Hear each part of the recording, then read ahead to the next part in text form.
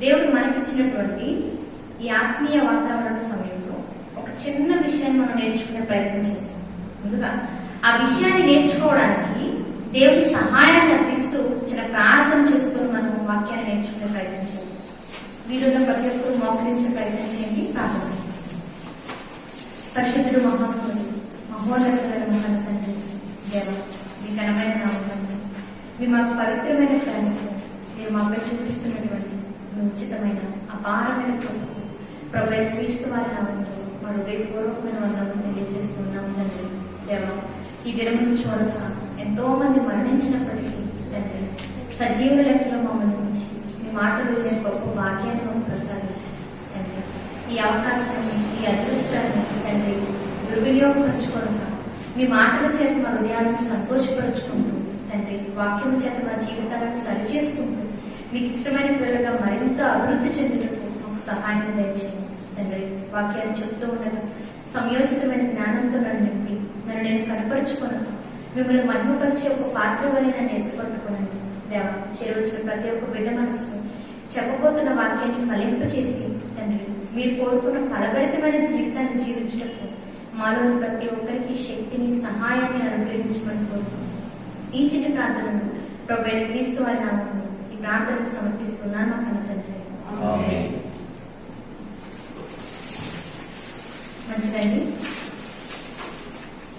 ఈ చక్కని సమయంలో ఒక చిన్న విషయాన్ని మనం నేర్చుకోవడానికి ప్రయత్నించాలి. ఏంటి అంటే, బైబిల్లో యేసుక్రీస్తు వారి నోట నుండి సమాజానికి ఎన్నో ఉపమానాలు అనేవి సమాజానికి అందాయి. ఉపమానం అనగానే మనకి ఎక్కువగా ఎవరు గుర్తొస్తారు? వెంటనే యేసుక్రీస్తు వారు గుర్తొస్తారు. ఎందుకు అంటే ఆయన సమాజానికి అందించిన బోధనా విధానంలో ఉపమాన రీతులుగా చెప్పిన ఎన్నో సంగతులు ఉన్నాయి. ఉదాహరణకి యేసుక్రీస్తు వారు మాట్లాడుతూ విత్తువాని ఉపమానం గురించి మాట్లాడారు. ఆయన పడిపోయిన నాణెము అనే ఒక ఉపమానాన్ని గురించి మాట్లాడారు. ఆయన తప్పిపోయిన కుమారుడు అన్న ఉపమానాన్ని మాట్లాడారు. ఆయన తప్పిపోయిన గొర్రె అన్న ఒక ఉపమానాన్ని మాట్లాడారు. అంటే యేసుక్రీస్తు వారు తన బోధలో ఎన్నో ఉపమాన రీతిగా ఎన్నో విషయాలను సమాజానికి అందించారు. అసలు ఒకసారి మనం ఆగి ఆలోచిస్తే ఎందుకు యేసుక్రీస్తు వారు ఉపమాన రీతిగానే బోధించారు? వారికి కొండ మీద ప్రసంగం చేస్తూ ఉపమానాలు లేవనెత్తి మాట్లాడేదాన్ని, ప్రసంగాన్ని మాట్లాడేది. కానీ కొన్ని సంఘటనల్లో మాత్రం, కొన్ని సందర్భాల్లో మాత్రం ఉపమానాలు లేవనెత్తుకొని మాట్లాడతారు. ఎందుకు ఉపమాన రీతిలోనే వాక్యాన్ని బోధించారు ఎదుటి వారికి? అసలు ఉపమానం అంటే ఏంటి? ఉపమానము అంటే తెలిసిన వస్తువుల ద్వారా, తెలిసిన వాటి ద్వారా, తెలిసిన వాటిని చూపిస్తూ తెలియని ఒక విషయాన్ని ఎదుటి వారికి బోధించడమే ఉపమానం. ఇంకా చెప్పాలి అంటే తెలిసిన ఒక వస్తువును చూపిస్తూ ఎవరికీ తెలియని ఒక క్రొత్త విషయాన్ని ఈ వస్తువు ద్వారా ఎదుటనున్న వ్యక్తి మనసులో ఆ విషయాన్ని నేర్పించడమే ఉపమానం. ఇశ్రాయేలీయులతో మాట్లాడుతూ ఇదిగో పరలోక రాజ్యము తన కుమారుడు పెళ్లి విందు సిద్ధపరిచిన ఒక రాజును పోలి ఉంది అని మాట్లాడతారు. పరలోక రాజ్యం అన్నది ఎలా ఉంటుందో వారికి తెలియదు, కానీ ఒక రాజు ఎలా ఉంటాడో తెలుసు. రాజు వైభవం ఎలా ఉంటుందో తెలుసు. అంటే రాజును చూపిస్తూ, రాజు వైభవాన్ని చూపిస్తూ, రాజు సిద్ధపరిచిన విందుని, ఆ వైభోగాన్ని చూపిస్తూ పరలోక రాజ్య వైభోగాన్ని సమాజానికి తెలియజేస్తూ ఉన్నారు వీటి ద్వారా. అదే ఉపమానం. తెలిసిన వాటిని వినియోగించుకుంటూ, తెలిసిన వాటిని చూపిస్తూ ఒక తెలియని క్రొత్త విషయాన్ని తెలిసిన దాని ద్వారా ఎదుటి వారికి నేర్పించడమే ఉపమానము. యేసుక్రీస్తు వారు చేస్తున్న బోధ కూడా అదే. స్కూల్లో పిల్లలు కూడా చూడండి, స్కూల్లో చిన్న పిల్లవాడికి అమ్మ అన్న ఒక విషయాన్ని నేర్పాలి అంటే వాడి చేతిలో వెంటనే ఒక బొమ్మ పెడతారు. ఒక స్త్రీ బొమ్మ కానీ ఒక అమ్మ బొమ్మ కానీ పెట్టి అమ్మ అన్న మాట నేర్పుతాం. ఇప్పుడు ఆ బొమ్మను చూడగానే పిల్లడికి ఏమర్థమైపోవాలి? ఇది అమ్మ అన్న విషయం అర్థం అవ్వాలి. అంటే తెలిసిన వాటికి ముందు పెడుతూనే ఒక తెలియని విషయాన్ని నేర్పుతూ ఉన్నారు. The best way of teaching. అంటే బోధనా విధానాలలో ఉన్నతమైన ఒక అద్భుతమైన బోధనా విధానమే ఉపమానాలు మాట్లాడు. యేసుక్రీస్తు వారి బోధన కూడా చోటు చేసుకున్నది ఏంటి అంటే ఉపమానాలు. ఈరోజు ఇదే ఉపమానాలలో ఆయన సమాజానికి అందించిన ఎన్నో ఉపమానాల్లో ఒక చిన్న ఉపమానాన్ని చూద్దాం. ముందుగా బైబిల్ తెరిచి చూడగలిగితే లూకా గారు రాసిన సువార్త, లూకా గారు రాసిన సువార్త 18వ అధ్యాయం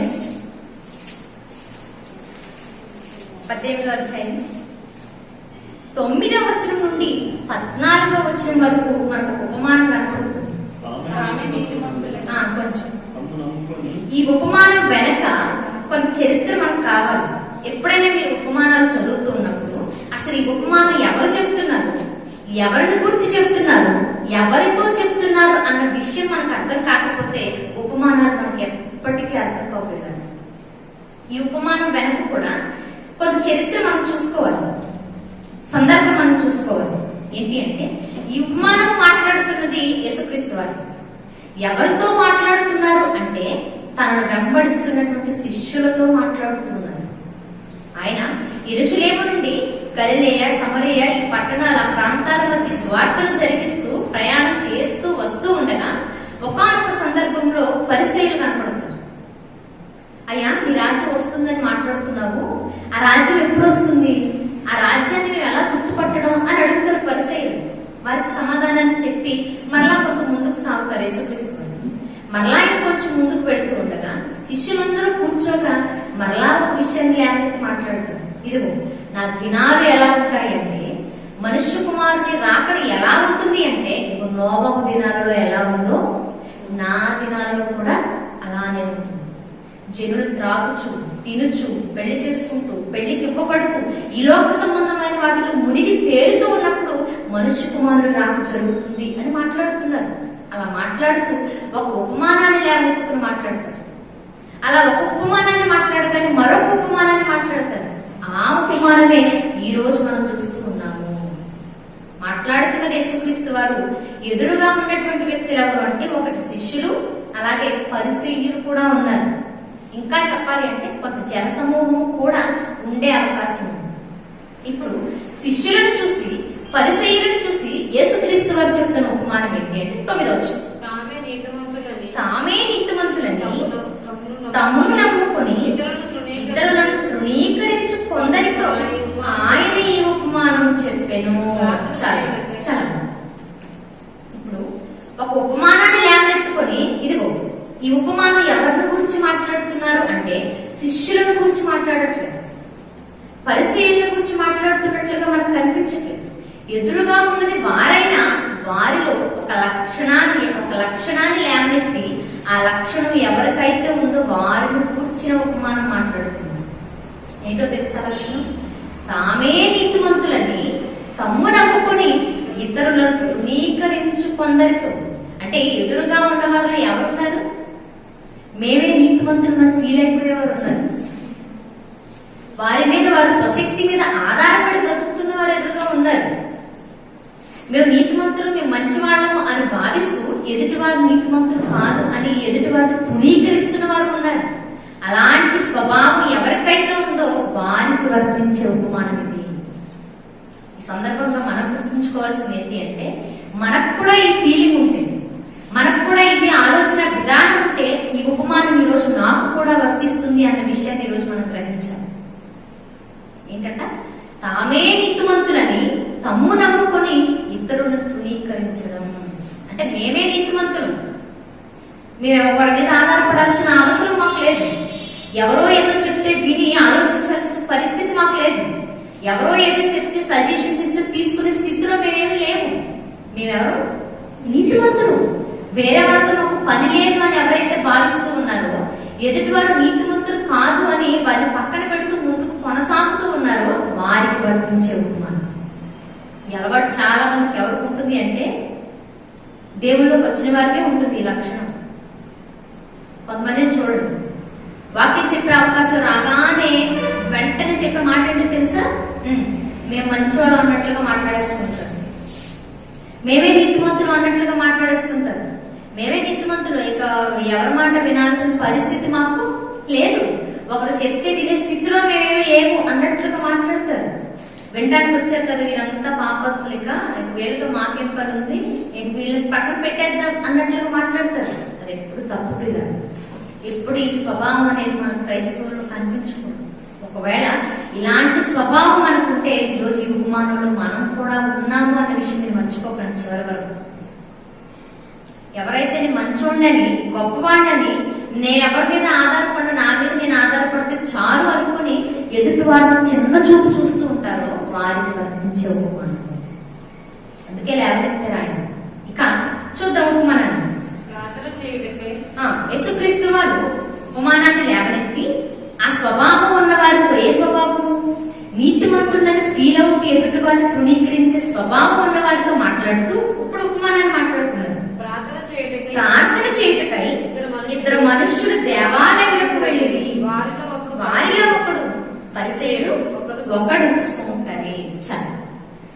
ఉపమానంలో మాట్లాడుతున్న మాట ఏంటి అంటే, ప్రార్థన చేయడానికి ఇద్దరు మనుషులు ఎక్కడికి వెళ్ళారంట? దేవాలయానికి. మీకు చాలాసార్లు నేను మాట్లాడాను మీతో. ప్రార్థన అన్నది ఎంత అద్భుతమైనది. ప్రార్థన అనే ఒక పదం ప్రసూకి అనే ఒక గ్రీకు పదం నుండి వచ్చింది. ప్రసూకి లేక ప్రార్థన అంటే అర్థం ఏంటో తెలుసా? దేవునితో మాట్లాడటం, దేవుని దగ్గర మనవి చేయడం, దేవుని అడగడం, దేవునితో సమయాన్ని గడపడం ప్రార్థన అంటే. ఇప్పుడు దేవునితో మాట్లాడాలన్న ఆశతో, దేవుని దగ్గర తన మనవిని విన్నవించాలన్న ఆలోచనతో, దేవునితో సమయాన్ని గడపాలన్న ఆశతో ఇద్దరు మనుషులు ఎక్కడికి వెళ్ళారు? దేవాలయానికి వెళ్ళారు, మంచి ఉద్దేశంతో. ఇప్పుడు ఆ వెళ్ళిన ఇరువురిలో ఒకరెవరట? పరిసయ్యుడు, మరొకరు సుంకరి. ఆలోచిస్తే యేసుక్రీస్తు వారు ఉపమానంలో వీరిరువురిని ఎందుకు లేవనెత్తుకుని మాట్లాడారు? పరిసయ్యుడిని లేవనెత్తుకున్నారు ఆయన, సుంకరిని లేవనెత్తుకున్నారు. ఎందుకు పరిసయ్యుడిని లేవనెత్తుకుని మాట్లాడాలి? సద్దుకయ్యులు ఉన్నారే, వారిని లేవనెత్తుకుని మాట్లాడొచ్చు కదా. శాస్త్రులు, ధర్మశాస్త్రాన్ని పఠించిన వారు ఉన్నారు, వారిని లేవనెత్తుకుని మాట్లాడొచ్చు కదా. ఇంకా ఎంతో మంది ప్రముఖులుగా, పనులుగా, ఇశ్రాయేలీయులు పెద్దలుగా చలామణి అవుతున్న వారు వేల మంది ఉన్నారు, వారిని లేవనెత్తుకుని మాట్లాడొచ్చు కదా. పరిసయ్యుడిని ఎందుకు లేవనెత్తుకున్నాడు? మరొక సుంకరి. సుంకరి అంటే మనం ఒకసారి మాట్లాడుకున్నాం. ఎవరు? పన్ను వసూలు చేసేవారు, ట్యాక్స్ కలెక్టర్.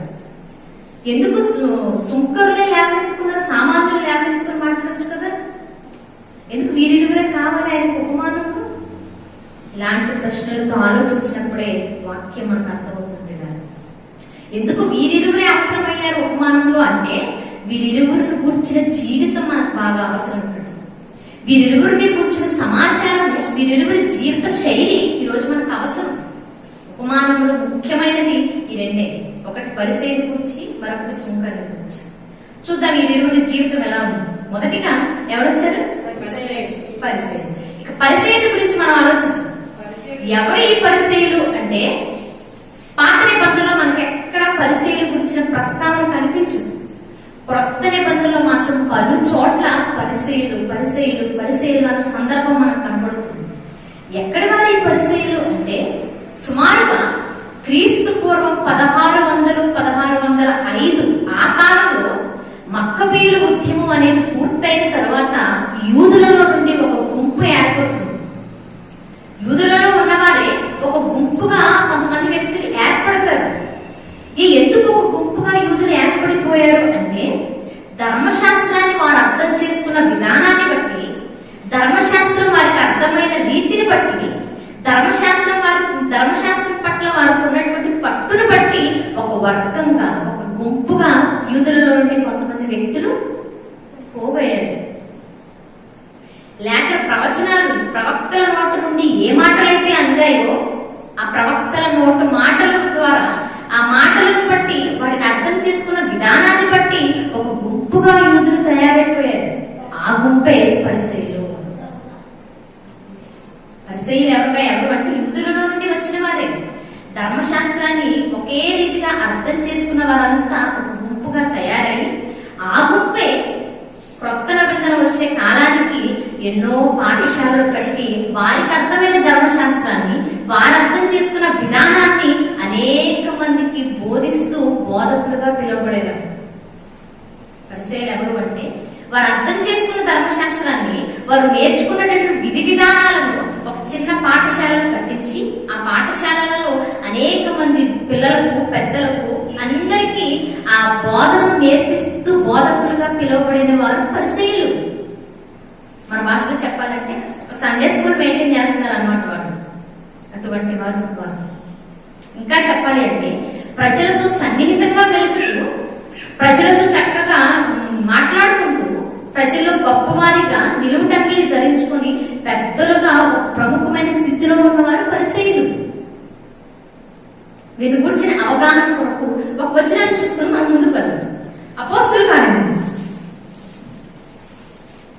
కార్యం 23వ అధ్యాయం.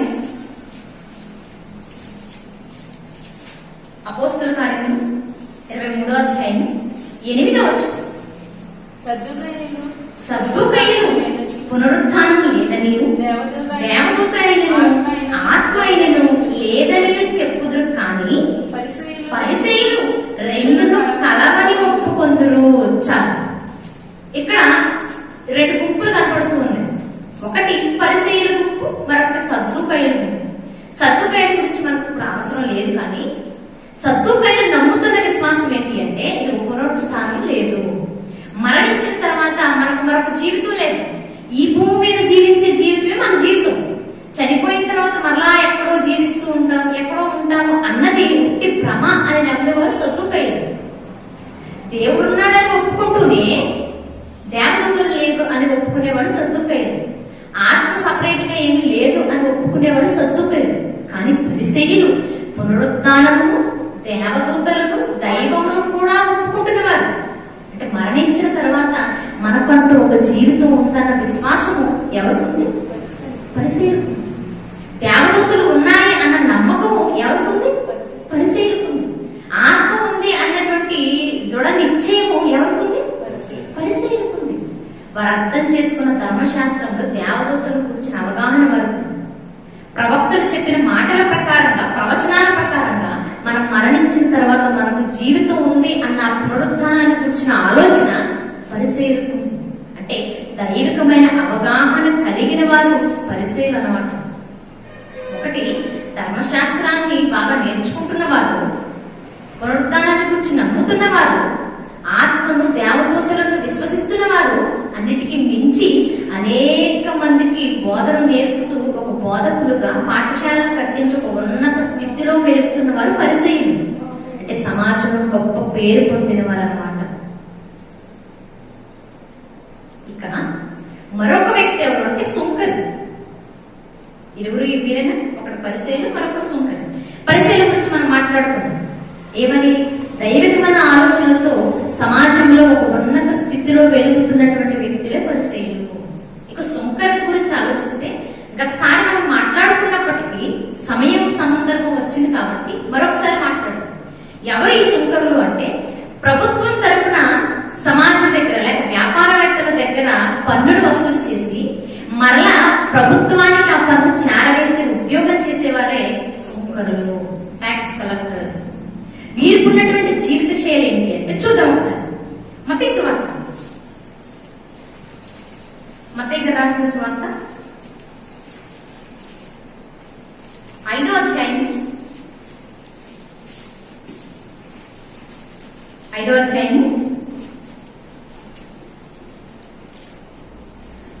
వచనం. మత్తయి సువార్త 5వ అధ్యాయం 43వ వచనం. నీ పొరుగువాని ప్రేమించి నీ శత్రువుని ద్వేషించమని చెప్పబడిన మాట మీరు విన్నారు కదా.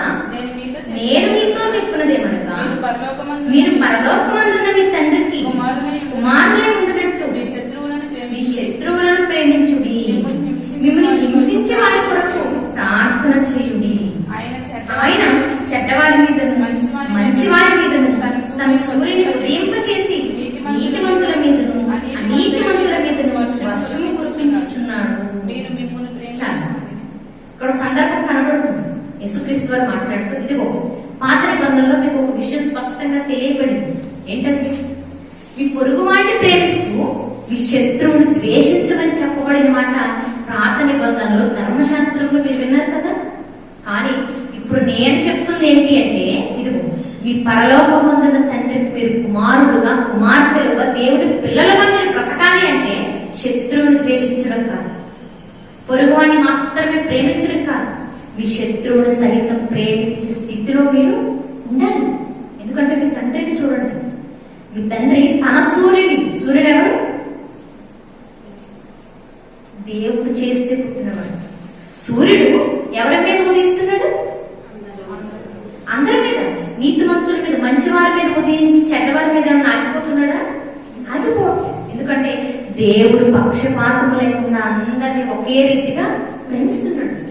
వర్షం చూడండి, నా మీద పడి నీ మీద పడకుండా ఆగిపోతుందా? ప్రాంతాలు వేరైతే ఆగిపోతుంది, ఇక్కడ పడి అక్కడ ఆగుతుందేమో తప్ప ఒక వ్యక్తి మీద పడి మరొక వ్యక్తి మీద పడకుండా ఆగిపోతుంది. అంటే దేవుడు వర్షాన్ని మంచివారి మీద కురిపిస్తూ ఉన్నాడు, చెడ్డవారి మీద కూడా కురిపిస్తూ ఉన్నాడు, నీతిమంతుల మీద కురిపిస్తూ ఉన్నాడు, అనీతిమంతుల మీద కూడా కురిపిస్తూ ఉన్నాడు. ఇప్పుడు అలాంటి తండ్రికి మీరు పిల్లలుగా బ్రతకాలి అంటే మీరు కూడా ఏం చేయాలి? మంచివారిని ప్రేమించాలి, చెడ్డవారిని కూడా ప్రేమించాలి. ఇంకా చెప్పాలి అంటే మిమ్మల్ని ఎవరైతే శత్రువుగా బాధిస్తూ ఉన్నారో, మీరు ఎవరైతే శత్రువుగా బాధించి హింసలు పడుతూ ఉన్నారో వారిని కూడా ప్రేమించే ఉన్నతమైన స్థితిలో ఈ రోజు క్రైస్తవులుగా నిలబడాలి. అదే దేవుని పిల్లలుగా మనం బ్రతుకుతున్నట్లు. మీరు ఇలా ఉండాలి, మీ తండ్రికి తగిన వారిగా అని మాట్లాడుతూ ఒకరిని గురించి మాట్లాడతారా? ఇక్కడ కూడా 46 మీరు మిమ్మల్ని ప్రేమించు వారినే ప్రేమించే ఎడల మీకు ఏమి ఫలం కలుగును? సుంకరులను అలాగూ చేర్చున్నారు కదా. చాలు. ఇప్పుడు ఈ సందర్భంలో ఇదిగో మిమ్మల్ని ప్రేమించిన వారినే మీరు తిరిగి ప్రేమిస్తే మీకేంటి ఉపయోగం? మీ పొరుగు వారు మీరు ప్రేమిస్తున్నారు, మీ పొరుగు వారు మిమ్మల్ని ప్రేమిస్తున్నారు, మీకేంటి ఉపయోగం? ఏమీ లేదు. సొంకర్లు కూడా అలాగే చేస్తున్నారు చూడండి. అంటే సొంకర్లకు ఉండే లక్షణం ఏంటి అంటే వారిని ప్రేమించే వారిని మాత్రమే తిరిగి ప్రేమించగలరు. సుంకర స్వభావాన్ని, సుంకర జీవితాన్ని ఎవరైతే మెచ్చుకొని వారిని ఎక్కువ ప్రేమిస్తారో తిరిగి వారిని మాత్రమే ప్రేమించగలరు. వారు అందరినీ ప్రేమించినటువంటి దైవికమైన లక్షణము సుంకరలో లేదు. అంటే దైవానికి, దేవుని ఆలోచనలకు, దేవుని చిత్తానికి ఎంతో దూరంగా బ్రతుకుతున్న జీవితం ఎవరిది? సుంకరది. అంటే దేవునికి ఎంతో దూరంగా బ్రతుకుతూ ఉన్నాడు, దేవుని ఉద్దేశాలకు దూరంగా బ్రతుకుతూ ఉన్నాడు. ఇంకా చెప్పాలి అంటే తనకు నచ్చినట్లు తాను బ్రతుకుతున్నాడు. అది సుంకరకున్న స్వభావం. ఇక మరొక స్వభావాన్ని చూద్దాం. లూకా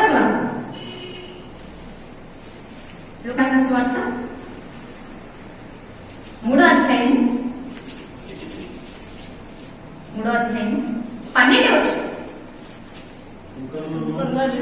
3వ అధ్యాయం 12వ వచనం. బాప్టిజం ఇచ్చి యోహాను గారు యోర్దాను నదిలో అనేక మందికి బాప్టిజం ఇస్తూ ఉంటారు. అప్పుడు యూదులు, ఇశ్రాయేలీయులు అందరూ బాప్టిజం తీసుకోవడానికి వస్తూ ఉండగా సుంకరులు కూడా బాప్టిజం తీసుకోవాలన్న ఆలోచనతో వచ్చారు.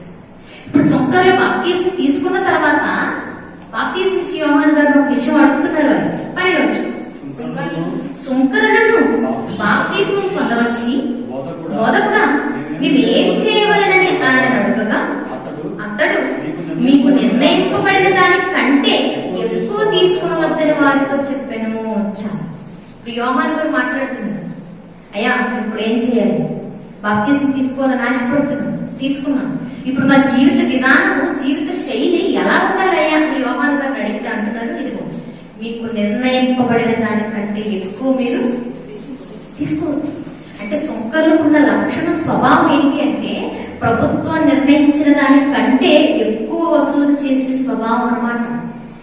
రోమ ప్రభుత్వం 10 రూపాయలు వసూలు చేయమంటే 15 రూపాయలు వసూలు చేసేవారు సమాజం దగ్గర. 10 రూపాయలు చక్కగా గవర్నమెంట్ ట్యాక్స్ వెళ్ళిపోయింది. మరి మిగతా 5 రూపాయలు గాంధీ గారి ఖాతాలో పడ్డారు. అంటే ఇటువంటి లంచగొండి స్వభావం ఎవరిది అంటే సుంకరుడు.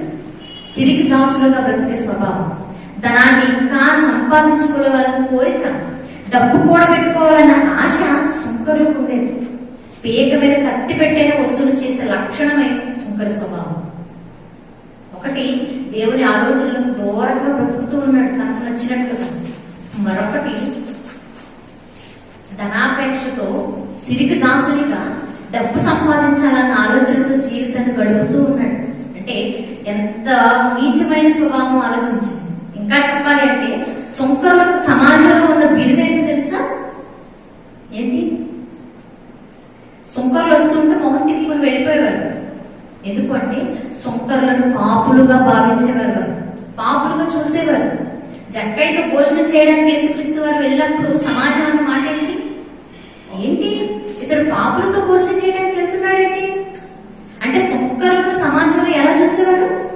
పాపులుగా చూసేవారు, పాపులుగా భావించేవారు, పాపులుగానే మాట్లాడుతూ ఉండేవారు వారిని గురించి. అంటే యేసుక్రీస్తు వారు తన ఉపమానాల్లో ఎవరిని లేవనెత్తుకున్నారు అంటే, నెంబర్ 1, దేవుని ఉద్దేశాలు తెలిసి లేక దేవుని ఆలోచనలలో సమాజంలో ఉన్నతంగా పేరు ప్రఖ్యాతులు వహిస్తూ గొప్పవాడిగా వెలుగుతున్న పరిసయ్యుని లేవనెత్తుకున్నారు. దేవుని ఉద్దేశాలకు దూరంగా సిరికి దాసుడిగా సమాజంలో పాపిగా పాపాత్ముడిగా పేరు పొందినటువంటి ఒక పాపాత్ముడైన సొంకరుని లేవనెత్తుకున్నారు. వీరిరువురికి ఎంత వ్యత్యాసం ఉందో ఆలోచించండి. మంచివారిగా ఒక కనిపిస్తున్నారు, చెడ్డవారిగా ఒక కనిపిస్తున్నారు. ఈ ఇరువురు ఎక్కడికి వెళ్ళారు? ప్రార్థన చేయాలి, దేవుడితో మాట్లాడాలి అన్న ఆలోచనతో దేవాలయానికి వెళ్ళారు. ఇప్పుడు వీరిరువురిని కూర్చున్న మనస్తత్వం ఏంటో, జీవితం ఏంటో మనకు అర్థమైంది. ఇప్పుడు వీరు చేస్తున్న ప్రార్థన విధానం ఎలా ఉండొచ్చు? రెఫరెన్స్ లూకాసు వార్త 18వ అధ్యాయము 11వ. పరిసయ్యులు నిలబడి, దేవా, నేను చోరులను, అన్యాయస్తులను, వ్యభిచారులనైనా ఇతరుల మనుషుల వలనైనను ఈ సుంకరి వలనైనను ఉండనందుకు నీకు కృతజ్ఞతలు చెల్లించున్నాను. వారములకు 2 మార్లు ఉపవాసము చేయొచ్చు, నా సంపాదన అంతటిలో 10వ వంతు చెల్లించుచున్నాను అని తనలో తాను ప్రార్థించుచుండెను. చాలు. పరిసయ్యుడు నిలబడ్డాడు. పరిసయ్యుడు నిలబడి దేవాలయంలో దేవుని ఎదుట ప్రార్థన చేస్తున్నాడు. ఏమని? దేవా, నేను చోరుల వలను, అన్యాయస్తుల వలను, వ్యభిచారులైన ఇతర మనుషుల వలను, ఈ సుంకరి వలను కాక వీరిలా నేను ఉండనందుకు నీకు థ్యాంక్స్, కృతజ్ఞతాస్తుతులు చెల్లిస్తున్నాను. అలాగే నేను వారానికి ఎన్నిసార్లు ఉపవాసం ఉంటున్నాను? వారంలో 2 సార్లు నేను ఉపవాసం ఉంటున్నాను. అన్నిటికీ మించి నా సంపాదన అంతటిలో 10వ వంతు నేను నీకు చెల్లిస్తున్నాను ప్రభువా అని ప్రార్థన చేస్తూ ఉన్నాడు. నిజంగా ఎంత మంచోడండి అనుకుంటాను. మంచోడేనా? నేను దొంగలా లేని ప్రభు అంటున్నాడు. నేను అన్యాయంగా బ్రతకట్లేదు ప్రభు అంటున్నాడు. అయ్యా, నేను వ్యభిచారం చేస్తున్న మనుషుల వల్ల నేనేం లేను. ఇదిగో ఈ సుంకర వలె సమాజంలో పాపాత్ముడుగా పేరు పొందిన ఈ సుంకర వలె కూడా నేను లేను ప్రభు, దానికి నీకు థ్యాంక్స్ అని మాట్లాడుతున్నాడు. నేను వారంలో 2 రోజులు నీ కొరకు ఉపవాసం ఉంటున్నాను ప్రభు, నా సంపాదన అంతటిలో నేను 10వ వంతు చెల్లిస్తున్నాను ప్రభు అని మాట్లాడుతున్నాడు. అంత మంచోడు అనుకుంటాం మనం. కానీ నిజంగా వీరి జీవితం నిజంగా ఇలానే ఉందా, ఆయన ప్రార్థనలో పెట్టినట్లుగా ఆయన జీవితం ఉందా అని ఆలోచిస్తే ఉందో లేదో చెప్పడానికి మనకు ధైర్యం సరిపోకపోవచ్చు. కానీ వీరిని గురించి క్షుణ్ణంగా తెలిసిన యేసుక్రీస్తు వారు మాట్లాడుతున్నారు. ఈయన చేసిన ప్రార్థనా జీవితము నిజంగా వీరి జీవితంలో ఉందో లేదు చూద్దాం ఒకసారి. యేసుక్రీస్తు వారు వీరి గురించి చెప్పిన మాట మత్తయి సువార్త, మత్తయి గారు రాసిన సువార్త 23వ అధ్యాయం. మత్తయి సువార్త 23వ అధ్యాయం 1వ వచనం నుంచి చూద్దాం. అప్పుడు యేసు జనసమూహములతోనూ తన శిష్యులతోనూ ఇట్లా, నేను శాస్త్రులను పరిసయ్యులను మోషే పీఠ ముందు కూర్చుండువారు కనుక వారు మీతో చెప్పువాటినన్నిటినీ అనుసరించి కైకొనుడి, అయినను వారి క్రియల చొప్పున చేయకుడి, వారు చెప్పుదరే కానీ చేయరు. ఇప్పుడు పరిసయ్యుల జీవితం ఎవరు చెప్తున్నారు? పరిసయ్యుడు చెప్పుకోవట్లే. చెప్పుకున్నా దేవా దొంగగా లేని ప్రభు అని ఒప్పుకుంటున్నాడు. కానీ వారి జీవితం, వారి హృదయాలను ఎరిగిన దేవుడు మాట్లాడుతున్న మాట ఏంటో తెలుసా? శిష్యులతోనూ సమాజంతోనూ డైరెక్ట్ గా మాట్లాడుతున్నారు ఆయన. ఇదిగో శాస్త్రులు పరిసయ్యులు ఎవరు తెలుసా? మోషే పీఠ ముందు కూర్చుండేవారు. మోషే పీఠ ముందు కూర్చోవడం అంటే ధర్మశాస్త్రాన్ని బాగా పఠించడం, ధర్మశాస్త్రాన్ని నేర్చుకోవడం, ధర్మశాస్త్రం ముందు ఎక్కువగా కూర్చొని ధ్యానించడం. అంటే పరిసయ్యులు శాస్త్రులు అన్నవారు ధర్మశాస్త్రాన్ని ఎక్కువగా పాటిస్తూ ఉండేవారు, ధర్మశాస్త్రాన్ని ఎక్కువగా వింటూ నేర్చుకుంటూ ఉండేవారు వారు. కాబట్టి ఇదిగో వారు మీతో చెప్పిన ప్రతి దాన్ని మీరు అనుసరించి కైకొనండి. వారు ఏ మాట చెప్పినా మారు మాట్లాడకుండా మీరు చేసేయండి. ఎందుకు అంటే వారు మాట్లాడుతున్న మాటలు దైవికమైన మాటలు, ధర్మశాస్త్రంలో ఉన్న మాటలు, దేవుడు సమాజానికి అందించిన మాటలు.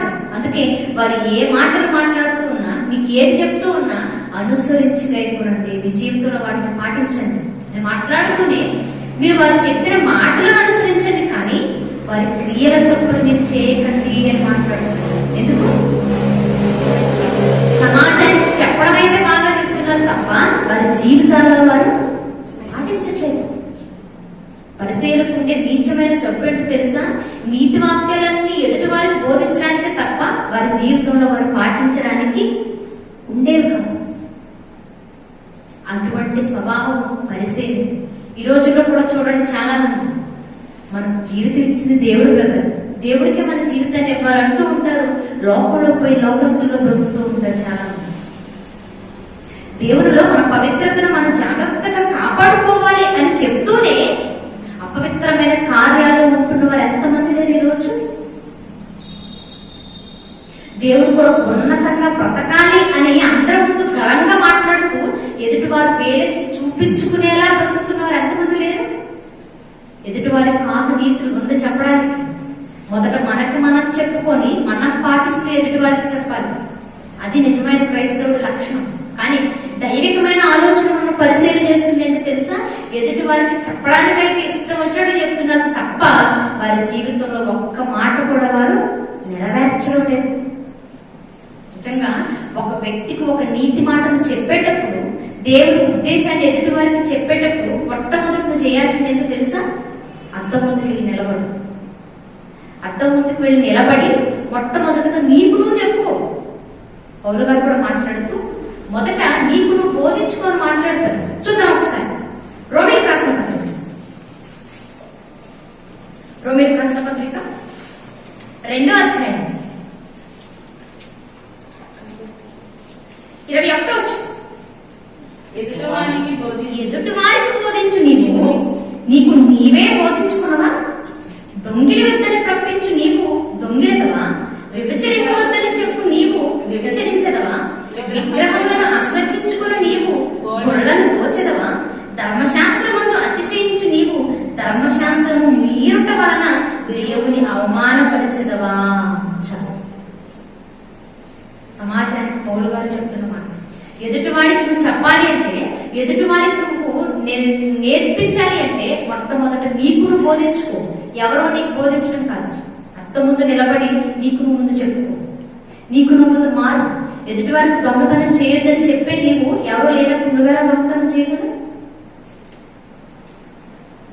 విగ్రహారాధన చేయొద్దని చెప్పే నీవు గుళ్ళ లోపలికి వెళ్ళి గుళ్ళని ఎలా దొంగిలించగలవు? ఇవన్నీ అవమానానికి సూచనలు.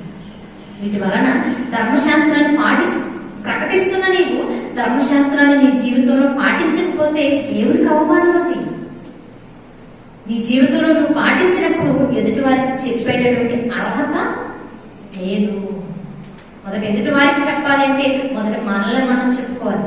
మనం సరిగ్గా ఉండాలి, మన జీవితం బాగుండాలి. ఒకవేళ అలా బాగుండకుండా ఎదుటి వారికి మాత్రమే నీతులు చెప్పడానికి మనం నిలబడితే సమాజం అవుతుంది మనల్ని చూసి. ఇందుని బట్టియే కదా దేవుని నామము అన్ని జనుల మధ్య దూషింపబడుతుందని మాట్లాడతారు. మనం పాటించకుండా నేను బాగుండాలి, పవిత్రంగా ఉండాలి, పద్దాహారా ఉండకూడదని చెప్తున్నావు అనుకో, వినేవాడికి ఎలా ఉంటుంది? ఇది నువ్వు చూసుకో అంటాడు ముందు. ఈరోజు మందిరంలో కనపడి రేపు భాషా ముందు కనిపించావనుకో, ఏది మాదిరి? ఈరోజు మనం వాక్యం వింటూ సినిమా పాటలు వింటూ బయట ఎక్కడ కూర్చున్నాం అనుకో, ఏది మాదిరి? అది దేవుడికి అవమానం మర్చిపోకండి. మీ జీవితంలో ఎప్పుడు కూడా అనుభవంతో కూడిన వాక్యం అవసరం. మీరు పాటిస్తే ఎదుటి వారికి ప్రకటించినదే ఫలాన్ని ఇస్తుంది. అని పరిసయ్యులలో ఉన్న రీతి ఏంటో తెలుసా? నీతులన్నవి ఎదుటి వారికి బోధించడానికే తప్ప, వారు కట్టినటువంటి పాఠశాలల్లో పిల్లలకు బోధించడానికే తప్ప వారి జీవితంలో వారు పాటించడానికి ఒక్క నీతి వాక్యాన్ని కూడా వారు హృదయం అనే పలకపైన రాసుకునేవారు కాదు. అటువంటి స్వభావం పరిశీలన. ఈరోజు నిజంగా ఎదుటి వారికి చెప్తాను, నేను మాత్రం పాటించను అన్న ఆలోచన ఎవరికైనా ఉంటే ఈరోజు మనం కూడా పరిశీలన వలె ఉన్నామన్న విషయం మర్చిపోకండి. ఇక వారికి ఉన్నటువంటి 2వ లక్షణం చూద్దాం. మత్తయి సువార్త, మత్తయి గారు రాసిన సువార్త 23వ అధ్యాయం 4వ వచనం.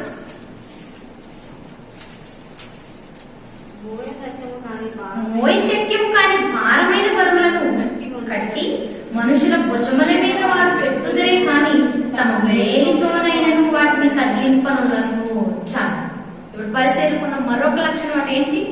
మోయ శక్యము కాని బరువులను ఎదుటి వారి భుజాల మీద పెడతారట, కానీ ఒక్క వేలుతో కూడా ఆ బరువును కదిలించే ప్రయత్నం చేయరట.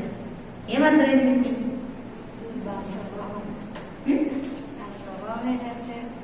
ఏంటంటే వారికి ఉన్న స్వభావము ఎదుటి వారు భరించలేనటువంటి ఆజ్ఞలు, ఎదుటి వారు మోయలేనటువంటి పరిస్థితులు వారి భుజాలను నెట్టేస్తుంటారు.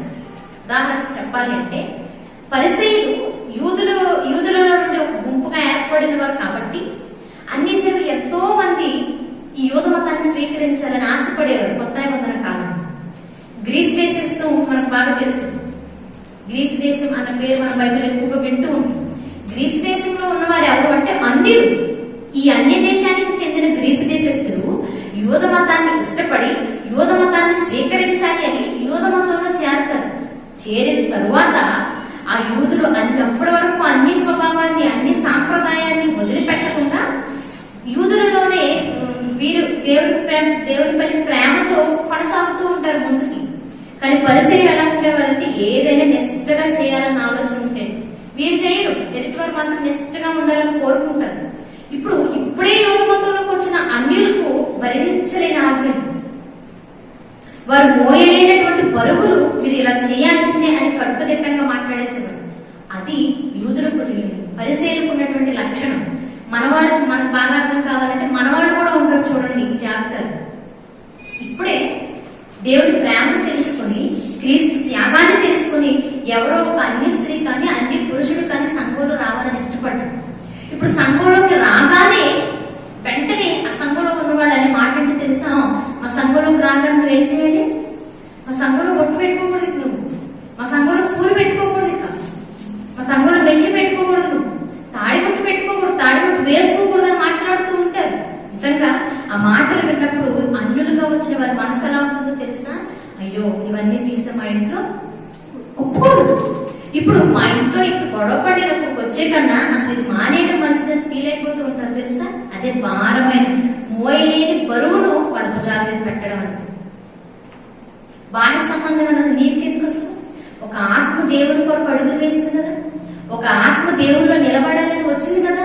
వారి ఆత్మీయ స్థితిని గురించి నువ్వు మాట్లాడు, వారి ఆత్మీయ స్థితిని నువ్వు సరిచేయి. అంతేగాని బాహ్య సంబంధంగా ఉన్నవి వెంటనే తీయాలంటే వారు కుదిరేవి కాదు. అసలు తీయమని కూడా దేవుడు ఎక్కడ చెప్పలేదు. వాటి గురించి మనం మాట్లాడాల్సిన అవసరం లేదు. వారు విశ్వాసంలో ఎదుగుతూ ఉన్న కొలది, క్రైస్తవ్యంలో నిలబడుతూ ఉన్న కొలది వారు తీయాల్సిన పరిస్థితి వచ్చినప్పుడు తీయడానికి వారికి మనసుంటే వేస్తారు. అది వెంటనే జరిగిపోయే ప్రక్రియ ఏమీ కాదు. కానీ రాగానే వెంటనే నువ్వు ఇది తీసేయాలి, అది తీసేయాలి, నువ్వు ఎలా ఉండాలి, నువ్వు ఎలానే ఉండాలని రూల్స్ పెట్టడం వలన ఆ రక్షింపబడాలన్న ఆలోచనతో వచ్చిన వారు కూడా మరలా లోకంలో జారిపోతూ ఉన్నారు. ఒక ఆత్మ దేవుడికి దూరం అయిపోతూ ఉంది అంటే కారణం ఈ రోజు మనం అవుతున్నాము అంటే ఎంత దౌర్భాగ్యమైన పరిస్థితి ఆలోచించండి. పరిస్థితులు అలానే ఉండేవారు.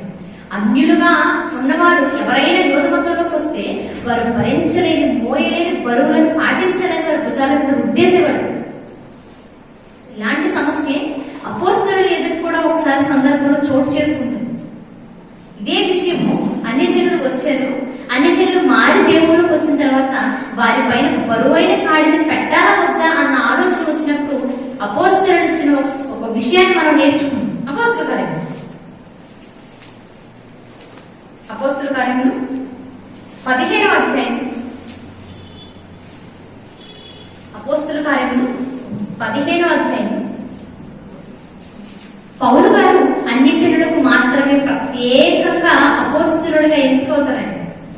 పౌలు గారు అపోస్తలుడిగా ఎంపికైన తరువాత అన్యులను ఎంతో మందిని మారుస్తూ వస్తూ ఉండగా ఇదిగో మారిన వారిని కూర్చున్న ఒక వివాదము అపోస్తలుల దగ్గరకు వెళ్తుంది. ఇప్పుడు అపోస్తలుడు ఇస్తున్నటువంటి జవాబు ఏమిటి అంటే 20వ వచనం. 15వ అధ్యాయం 20వ వచనం, 19వ వచనం. కాబట్టి అన్యజనులలో నుండి దేవుని వైపుకు తిరుగుచున్న వారిని మనము కష్టపెట్టక విగ్రహ సంబంధమైన అపవిత్రతను, చారత్వమును, గొంతు పిసుకు చంపిన దానిని, రక్తమును విసర్జించుటకు వారికి పత్రిక రాసి పంపవాలని నా అభిప్రాయము. ఇప్పుడు యాకోబు గారు, యేసుక్రీస్తు వారి సహోదరుడైనటువంటి యాకోబు గారు మాట్లాడుతూ, ఇదిగో అన్యులు ఎంతో మంది ఈ రోజు మారిపోయి క్రైస్తవ్యం చేపడుతూ ఉన్నారు. ఇప్పుడు వారి మీద బరువైన కాడిని మనం మోపడం అనేది సరైనది కాదు. అందుకే ఇదిగో బరువైన కాడిని వారి భుజాల మీద పెట్టక ఆత్మ సంబంధమైన విషయాల గురించి మాత్రమే మాట్లాడదామన్న ఒక నిర్ణయాన్ని తీసుకుంటున్నారు. ఏమది? విగ్రహ సంబంధమైన వాటికి దూరంగా బ్రతకాలని రాయని పత్రికలు, గొంతు పిసుకు చంపిన దానిని తినకూడదు అన్న విషయాన్ని పత్రికలో రాసి పంపించండి వారికి. ఆత్మ సంబంధమైన వాటిగా లేక ఆత్మని ఎలా శుద్ధి చేసుకోవాలో, ఆత్మీయంగా ఎలా పవిత్రంగా ఉండాలో ఇలాంటి బలమైన విషయాల గురించి రాయండి. బాహ్య సంబంధమైన విషయాల గురించి మనం మాట్లాడాల్సిన అవసరం లేదు అని ఒక పత్రికలో అన్యులకు రాసి పంపిస్తున్నారు. నిజంగా ఈరోజు మనం ఎలా ఉన్నామా? ఎందుకు ఎదుటి వారి మీద బరువులు పెట్టడం? ఎందుకు ఎదుటి వారి బరువులను మోపించడం? ఒక ఆత్మను గురించి ఆలోచించు. ఆత్మను ఎలా కాపాడుకోవాలో ఒక అన్యుడికి నేర్పించు. ఆత్మను ఎలా శుద్ధి చేసుకోవాలో అన్నిటికీ నేర్పించు. అలా నేర్పించేది క్రైస్తవ్యం, బాహ్య సంబంధమైన శుద్ధి చేసేది కాదు. కానీ పరిశీలకున్న లక్షణం ఏంటి అంటే పాటించాలి అన్న ఆలోచన అయితే ఉంటుంది దానికి తప్ప మనసుతో వారికి ఇంకెప్పుడు సంబంధం ఉండదు. ఆత్మీయత అనేది వారిలో ఉండేది కాదు. ఆచారబద్ధంగా ఉండాలన్న ఒక నిర్ణయము పరిశీలనలో ఉండేది. ఒకటి, చెప్తారు తప్ప చేయరు. రెండు, ఎదుటివారు భరించలేని మోయలేని కాడిని వారి భుజాల మీద మోపాలను ఆలోచిస్తూ ఉండేవారు పరిశీలి. ఇక మూడో విషయాన్ని చెప్తాం. మత్తయి సువార్త 23వ అధ్యాయం 5వ వచనం. మనుషులకు కనబడు నిమిత్తం తమ పనులన్నీ చేదురు, తమ రక్షరేకులు వెడల్పుగాను తమ చెంగులు పెద్దగాను చేయుదురు. చాలు. పరిశీలట మనుషులకు కనబడాలని తన పనులన్నీ చేస్తారు. అంటే నేను ఏ పని చూసినా మనుషులను చూడాలి, నేను ఏ పని చేసినా మనుషులను పొగడాలి, నేను చేస్తున్న పనిని బట్టి నాకు మహిమ రావాలి అనుకునే ఒక దౌర్భాగ్యమైన లక్షణం ఎవరిది? పరిశీలి. ఉదాహరణకి వారెవరికైనా 10 రూపాయలు ధర్మం చేస్తే అందరూ ఉన్నప్పుడే చేస్తారు, అందరూ చూస్తున్నప్పుడే చేస్తారు. ఎందుకు? ఇప్పుడు నేను చేసిన ధర్మాన్ని అందరూ చూడాలి, నన్ను మెచ్చుకోవాలి, చూడాలి, నన్ను పొగడాలి, చూడాలి, నన్ను ఆకాశానికి ఎత్తేయాలి. ఇలాంటి ఆలోచన ఎవరికి ఉండేది? పరిశీలనకి. యేసుక్రీస్తు గారు మాట్లాడుతూ, ఇదిగో నీకు ధర్మం చేసేటప్పుడు నువ్వు ఎలా చేయాలో తెలుసా? మనుషులు చూడాలన్న ఆలోచనతో కాదు నువ్వు చేయాల్సింది, వారు కొనియాడాలన్న ఆలోచనతో కాదు నువ్వు చేయాల్సింది. ఎలా చేయాలి? మత్తయి సువార్త 6వ అధ్యాయం, మత్తయి గారు రాసిన సువార్త 6వ అధ్యాయం 2వ వచనం. 6వ అధ్యాయం 2వ వచనం. కావున నీవు ధర్మము చేయనప్పుడు మనుష్యుల వలన ఘనత నందవలనని వేషధారుల సమాజ మందిరములలో వీధులలోను చేయులాగున నీ ముందర కూర ఉదింపవద్దు. వారు తమ ఫలము పొంది ఉన్నారని నిశ్చయముగా మీతో చెప్పుచున్నాను. నీవైతే ధర్మము చేయనప్పుడు నీ ధర్మము రహస్యముగా నుండి నిమిత్తము నీ కుడి చేయి చేయనది నీ ఎడమ చేతికి తెలియకుండా వలెను. అట్లయితే రహస్యమందు చూచి నీ తండ్రి నీకు ప్రతిఫలమిచ్చును. చాలు. నువ్వు ఎదుటి వారికి ధర్మం చేసినప్పుడు ఎలా చేయాలట? మనుషులు చూడాలన్న ఆలోచనతో కాదు, మనుషులు చూస్తేనే చేస్తానన్న ఉద్దేశంతో కాదు, వారిని పొగడాలన్న ఆలోచనతో కాదు, రహస్యంగా చేయాలి. ఒక్క మాటలో చెప్పాలి అంటే నువ్వు కుడి చేతితో చేసేది ఎడమ చేతికి కూడా తెలియకూడదు, అంత రహస్యంగా ఉండాలి. కానీ ఈరోజు ఇలాంటి ధర్మాలు చేస్తాం మనం. పరిశీలనే ఉంటాం. చూడండి, క్రైస్తవులు చాలా మంది ఎవరికైనా ఒక 10 రూపాయలు సహాయం చేస్తే ఎవరికైనా లేనిది దాన్ని ఇస్తూ ఉంటే వెంటనే తీస్తాం. ఏంటది? సెల్ఫీ. వెంటనే ఇలా సెల్ఫీ తీయాలి. ఇప్పుడు సెల్ఫీ ఎందులో పెట్టాలి? వెంటనే ఫేస్బుక్ లో పెట్టేయాలి, వెంటనే ఏదో వాట్సాప్ లో షేర్ చేసేయాలి. ఎందుకు? చూడాలి ప్రజలు, మనుషులు చూడాలి. పలానా అమ్మాయి ఇచ్చింది, పలానా అబ్బాయి ఇచ్చాడు, పలానా వాళ్ళు చేశారు అన్న కీర్తి మళ్ళీ పొగడాలి అని మాట్లాడుకుంటాం. అందుకే తీస్తాం.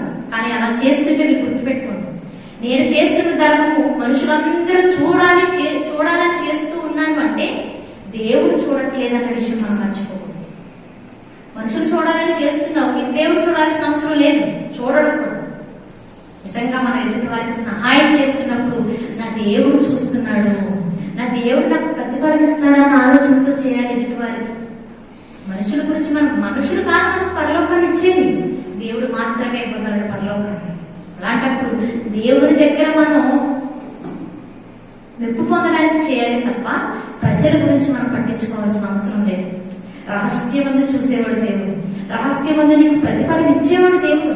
కానీ పరిశీలకున్న ఆలోచన ఏంటి అంటే, దేవుడు చూసినా చూడకపోయినా మనుషులను చూస్తే చాలు, మనుషులను పొగిడితే చాలు, మనుషులను కీర్తిస్తే చాలు అని ఒక పబ్లిసిటీ పిచ్చిలో బ్రతికేవాడి పరిస్థితి. అటువంటి దౌర్భాగ్యమైన పరిస్థితి వాళ్ళు. ఇంకా చూడు,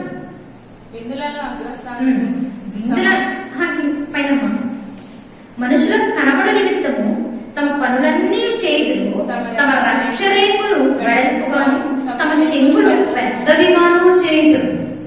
వారట తమ రక్షరేకులు వెడల్పుగా చేస్తారట, తమ చెంగులు పెద్దవిగా చేస్తారట. పెద్దవిగా చేయడం అంటే ఇదిగో ఈ రోజు మేము మీ ఇంటికి వచ్చాము అంటే మాకేమివ్వాలి మీరు, ఏమివ్వాలి మీరు? మేము మీ ఇంటికి వచ్చినందుకు మీరు కమిషన్ ఇవ్వాలి మాకు. మీ ఇంటికి ప్రార్థనకు వచ్చాము, మీ ఇంటికి పెళ్లికి వచ్చాము, మీ ఇంటికి వాక్యాన్ని చెప్పడానికి వచ్చాము. ఇదిగో వాక్యాన్ని చెప్పడానికి వస్తే ఇంత రేటు, పెళ్లికి వస్తే ఇంత రేటు, అన్నప్రాసనకు వస్తే ఇంత రేటు, మీ ఇంట్లో ఏదైనా ఫంక్షన్కి వస్తే ఇంత రేటు, ఇంత రేటు అని చెక్కులు వెడల్పు చేసుకొని మాట్లాడుతూ ఉన్నాము అంటే అది ఎంత దౌర్భాగ్యమైన పరిస్థితి ఆలోచించండి. ఆనాడు పరిశీలన ఉండేదని బయటికి వెళితే రేటు మాట్లాడుకుని బయటకు వెళ్ళేవారు, పెద్దవిగా చేసుకునేవారు తమ చెంగులను. అంటే వాక్యం పేరుతో అనేక మందిని బాధిస్తూ, వాక్యం ముసుగులో అనేక మంది దగ్గర ధనాన్ని దోచుకునేటటువంటి స్వభావం పరిశీలన. ఈరోజు ఇలాంటి వారు లేరనుకుంటున్నారా? బోల్డ్ మంది ఉన్నారు ఈ రోజుల్లో. మీ ఇంటికి మేము ప్రార్థన మీటింగ్ రావాలంటే ఇంత ఇవ్వాలి మాకు, మీటింగ్ మేము వస్తే ఇంత అవుతుంది, మరలా అక్కడి నుంచి మేము తిరిగి రావాలంటే ఇంత అవుతుంది, ఇది మేము రావాలంటే ఇంత ఖర్చు అవుతుంది అని డిమాండ్ చేసి అడుగుతూ ఉన్నాము అంటే వాక్యాన్ని అమ్మేస్తున్నాం నీ దగ్గర నుండి. వాక్యాన్ని అమ్ముకొని బ్రతుకుతున్నాం. అది ఎంత పాపమైన స్థితితో తెలుసా, ఎంత దౌర్భాగ్యమైన పరిస్థితితో తెలుసా? ప్రేమతో ఇస్తే తీసుకో కాదను, కానుకగా ఇస్తే తీసుకో కాదను, వారు ఉన్న దాంట్లో ఇస్తే తీసుకోవద్దను. బైబిల్ ఎక్కడా కూడా కానుకోవద్దని చెప్పలేదు, అభిమానంతో ఇస్తే తీసుకోవద్దని చెప్పలేదు. కానీ వాక్యం పేరు పెట్టుకుని నువ్వు డిమాండ్ చేసుకుని ఎదుటి వారిని బాధించి అడుగుతున్నావు అంటే అది దేవుడు క్షమించడానికి నేరం అన్న విషయం ఈ రోజు మనం నేర్చుకోవాలి. ఎందుకంటే ఇక్కడ ఉన్న వారు కూడా భవిష్యత్తులో దేవుడి కొరకు నిలబడే వాళ్ళు ఉండొచ్చు. వారు కూడా నేర్చుకోవాల్సింది ఏంటో తెలుసా? ప్రాణం పోయిన వాక్యాన్ని ఎప్పుడు అమ్ముకునే స్థితిలో ఉండకూడదు. అమ్ముకోవడానికి కాదు వాక్యం. వాక్యం అనేది సేవ అనేది డబ్బు కోసం కాదు. ఉన్న డబ్బే సేవ ఖర్చు పెట్టుకుని బ్రతకాల్సిన పరిస్థితులు. అపోస్తలులను చూడండి, ఉన్న ఆస్తిని కూడా అమ్మి అపోస్తలుల పాదాల దగ్గర పడేశారు. దేవుడి పని జరిగితే చాలు అనుకున్నారు వారు. కానీ పరిశీలన కూడా ఏంటో తెలుసా? మేము దేవుడి పేరు పెట్టుకునే వస్తాం మీ దగ్గరికి, దేవుడి పేరకే మీ ఎదురు నిలబడతాం. కానీ మా చెంగులు పెద్దగా చేసినప్పుడు మా చెంగులు నిండేలా మీరు ధనాన్ని కుమ్మరించాలి అన్న ఆలోచన ఆనాడు పరిశీలన ఉండేది. దౌర్భాగ్యమైన పరిస్థితి ఇది, దేవుడు మెచ్చని పరిస్థితి. ఇంకా చెప్పాలి అంటే దేవుడు కొరడా పట్టుకుని అడిగే పరిస్థితి. అటువంటి స్థితిలో ఆనాడు పరిశీలన ఉండిపోయారు. ఈనాడు పరిశీలుగా ఇలాగే ఉన్నవారు ఎంతో మంది ఉన్నారు. వారి గురించి మనం మాట్లాడాల్సిన పని లేదు. కానీ వాక్యాన్ని నమ్ముకునే స్థితికి ఎప్పుడు దిగజారిపోకూడదు. పరిశీలన దిగజారిపోయారు ఆనాడే. ఇంకా చూద్దాం, విందులలో అగ్రస్థానములను, సమాజ మందిరములలో అగ్రపీఠములను చాలా. మీరు కోరుకున్నది ఏంటో తెలుసా? విందులలో అగ్రస్థానాలు. ఇంగ్లీష్ బైబిల్ ఏమనుకుంటుందో తెలుసా? అప్పర్ మోస్ట్ రూమ్స్ అని రాసించండి. అప్పర్ మోస్ట్ రూమ్స్ అంటే ఒక గొప్ప స్టేటస్ అనమాట, స్పెషల్ రూమ్స్ అనమాట. ఇప్పుడు విందుకు వెళ్ళినప్పుడు, భోజనం చేయడానికి ఎవరి వెళ్ళినప్పుడు వీరు భోజనం చేసిన తర్వాత ఎదుటి వారు భోజనం చేయాలి. వీరికంటూ ఒక ప్రత్యేక భోజనం ఉండాలి, వీరికంటూ ఒక ప్రత్యేకమైన స్పెషాలిటీ ఉండాలి. వీరికంటూ చేసిన తర్వాత ఎవరికైనా చేయాలి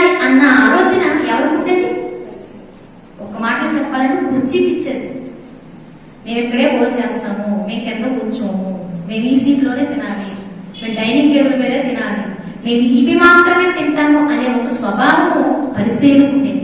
ఇంకొకటి ఏంటి అంటే సమాజ మందిరాల్లో అగ్ర పెట్టారు.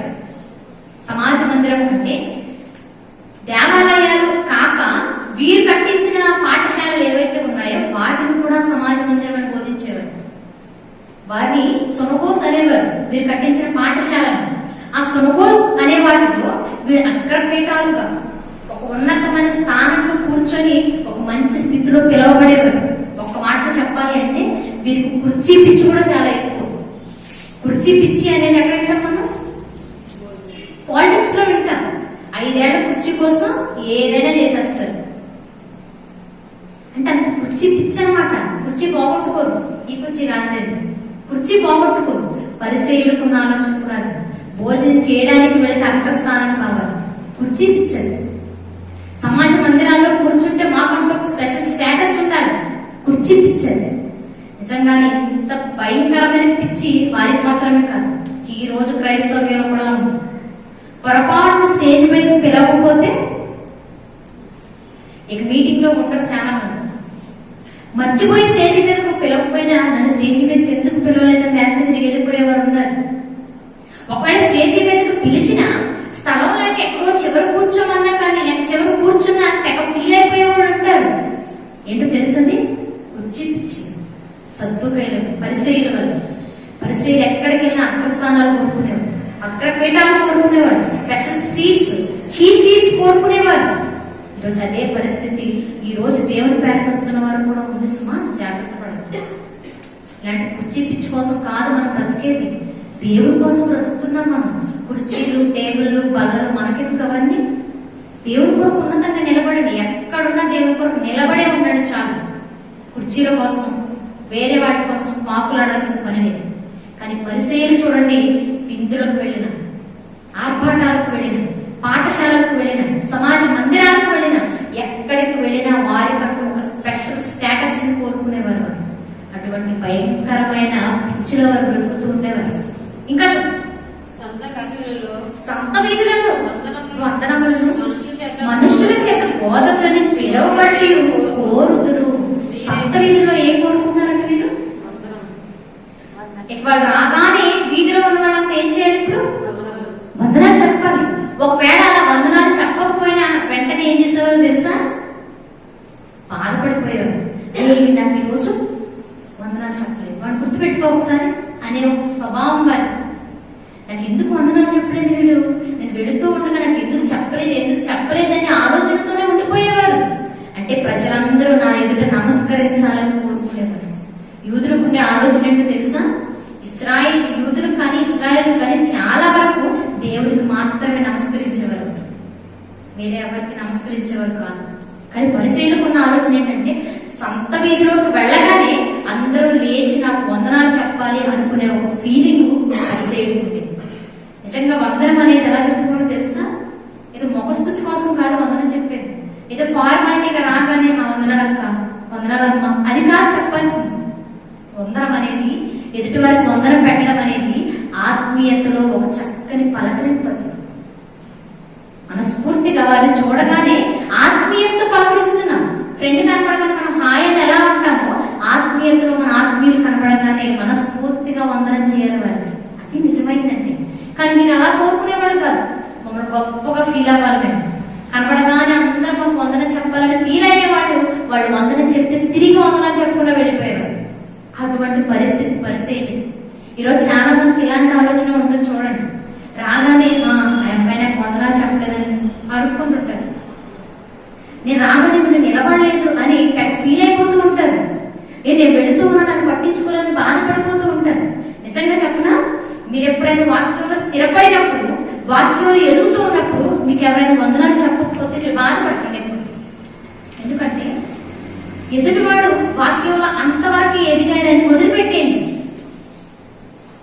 ఒక వాక్యం చెప్పేవారు లేదా దేవుల్లో ఉన్నవాళ్ళు ఆత్మ సంబంధులు కనపడినప్పుడు వందనాలు చెప్పని వ్యక్తి ఎవరైనా కనపడితే వాళ్ళ మీద పగ పెంచుకోవాల్సిన పరిస్థితి లేదు, కోపడాల్సిన అవసరం లేదు. వాడు ఆత్మీయ స్థితి అంతే అని విడిచిపెట్టండి.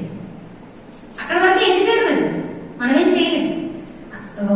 చెప్పలేదు కనబడలేదు కదా అని పగ పెంచుకొని ద్వేషించాల్సిన పరిస్థితి లేదు. గుర్తు పెట్టుకొని బాగా గుర్తు పెట్టుకుని ఫ్యూచర్ లో ఏదో సాధించేద్దామన్న ఆలోచన అస్సలు లేదు. ఒకటే, వాడికి అంత స్థితి లేదు, ఆత్మీయతలో వాడి ఇంకా ఎదగలేదు అని విడిచిపెట్టి ముందుకు సాగటే తప్ప నాకు ఎందుకు చెప్పలేదు అని తప్పుడు కప్పుకొని బాగా ఆలోచించుకోండి. ఎప్పుడు అసలు పనికి రావు కూడా. పరిశీలకు మీద ఆలోచన, నేను వెళ్ళగానే లేచి నుంచోవాలన్నా, నేను వెళ్ళగానే అందరూ నాకు వందనాలు చెప్పారు, నన్ను కీర్తిస్తూ గొప్పవాడిగా నన్ను చూపిస్తూ ఉండాలి సమాజంలో అని పబ్లిసిటీ పిచ్చును కోరుకునేవాడు పరిశీలి.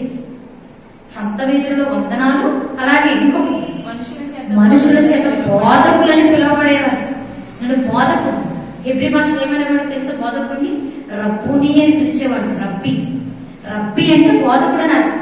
ఇప్పుడు మీరు వెళ్ళగానే రబ్బీ అని పిలవాలి అందరూ అని ఫీల్ అయ్యేవాడు. నిజంగా బోధకుడు అన్న పేరు ఎవరికి తగ్గుతుందో తెలుసా? ఎవరికి సరిపోతుందో తెలుసా? యేసుక్రీస్తు వారికి మాత్రమే.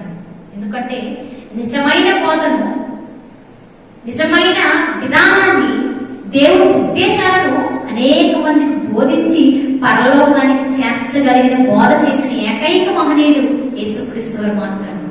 ఆయనకు మాత్రమే బోధకుడు అనే బిరుదు, బోధకుడు అనే పిలుపు సరిపోతుంది. దేవుని ఉద్దేశాలు సరిగా నేర్పకుండా, దేవుని మనసులో అనేక మందికి బోధించకుండా, మనకు నచ్చిన విధానంలో బోధిస్తూ ఉండే ఏ ఒక్కరికి కూడా బోధకుడని పిలిపించుకునే అర్హత ఉండదు. చెప్పే నేనైనా సరే, సేవకుడు అని పిలిపించుకోవడం ఉత్తమం, బోధకుడు అనే పదం కన్నా. బోధకుడు అన్నది కేవలం యేసుక్రీస్తు వారికి మాత్రమే వర్తించే మాట. కానీ పరిసయ్యులు కోరుకునేవారు మమ్మల్ని బోధకులని పిలవాలి. ఎందుకు? ఎన్నో పాఠశాలలు కట్టించాం మేము, సొనగోస్ అనేవాటిని ఎన్నో కట్టించాం. వాటిలో అనేక మందిని బోధిస్తూ ఉన్నాం, పిల్లలకు వాక్యాన్ని నేర్పుతూ ఉన్నాం, ప్రజలకు వాక్యాన్ని బోధిస్తూ ఉన్నాం. మేమెవరు? బోధకులుగానే మమ్మల్ని పిలవాలి, అలానే చూడాలని ఫీల్ అయ్యేవాడు. ఎంత పబ్లిసిటీ పిచ్చుందో ఆలోచించండి మీరు. ఎంత పబ్లిసిటీ పిచ్చి పెట్టుకొని కూడా ఏం మాట్లాడుతున్నాడు పరిసయ్యుడు ప్రార్థనలో? ఇంకో 2 విషయాలు చూద్దాం. నిద్ర వస్తుంది ఎవరికైనా? ఆకలి వేస్తుంది ఎవరికైనా? ఈ సైలెంట్ ఉన్నారో వేస్తుంది అనమాట. ఇంకో 2 విషయాలు చూద్దాం పరిశీలికున్న స్వభావం ఏంటి. 15 వచ్చు, 23వ అధ్యాయం 15 వచ్చు. అయ్యో, ఒక్కసారి ఆగుదాం. ఇప్పటి వరకు ఇది పరిసయ్యులు ఎలా ఉన్నారు అని శిష్యులతో సమాజంతో చెప్తూ చివరికి వచ్చినప్పటికి ఏమని మాట్లాడుతున్నారు యేసుక్రీస్తు వారు? అయ్యో అన్న పదం ఎప్పుడు అంటాం తెలుసా? వారి స్థితి భయంకరంగా ఉండిపోయినప్పుడు అయ్యో అని మాట్లాడుతున్నారు. వాడు ఎంతో దూరమైన పరిస్థితిలో ఘోరంగా ఉండిపోయినప్పుడు అయ్యో అని జాలిపడతాం. యేసుక్రీస్తు వారు కూడా అంతే. పరిసయ్యుల స్థితిని చూసి, పరిసయ్యుల జీవన విధానాన్ని చూసి, పరిసయ్యుల జీవిత శైలిని చూసి అయ్యో అని బాధపడుతూ వేషధారులైన శాస్త్రులారా, పరిసయ్యులారా, ఒకని మీ మతములో కలుపుకున్నటకు మీరు సముద్రమును భూమిని చుట్టి వచ్చేదరు. అతడు కలిసినప్పుడు అతని మీకంటే 2 అంతలు నరక పాత్రునిగా చేయుదురు వచ్చారు. అయ్యో అని మాట్లాడుతూ వేషధారులారా అని మాట్లాడుతున్నారంట. అంటే పరిసయ్యులు వేషధారణ జీవితం అన్నమాట. లోపల ఉన్నది ఒకటి, బయట కనబడుతున్నది ఒకటి.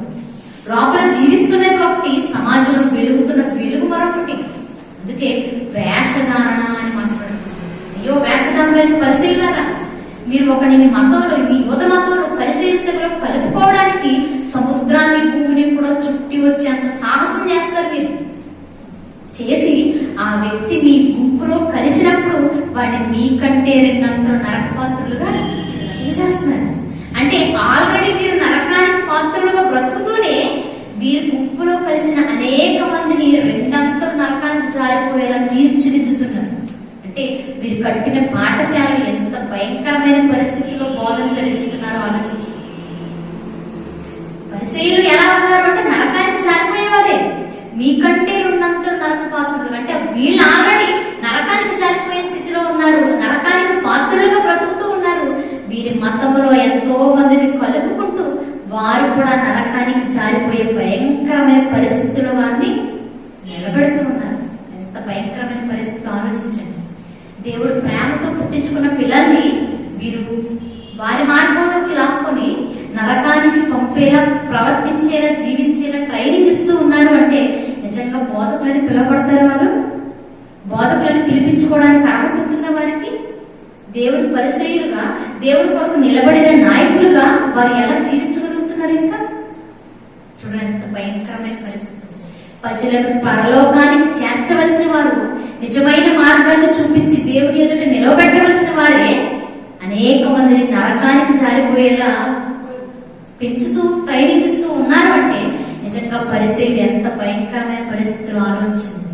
నరకానికి పాత్రులుగా మారిపోయారు అంటే దేవుని విధులకు దూరంగా బ్రతుకుతున్నారు. తెలిసినప్పటికీ వారి క్రియలలో అవి జరగడం లేదన్నమాట.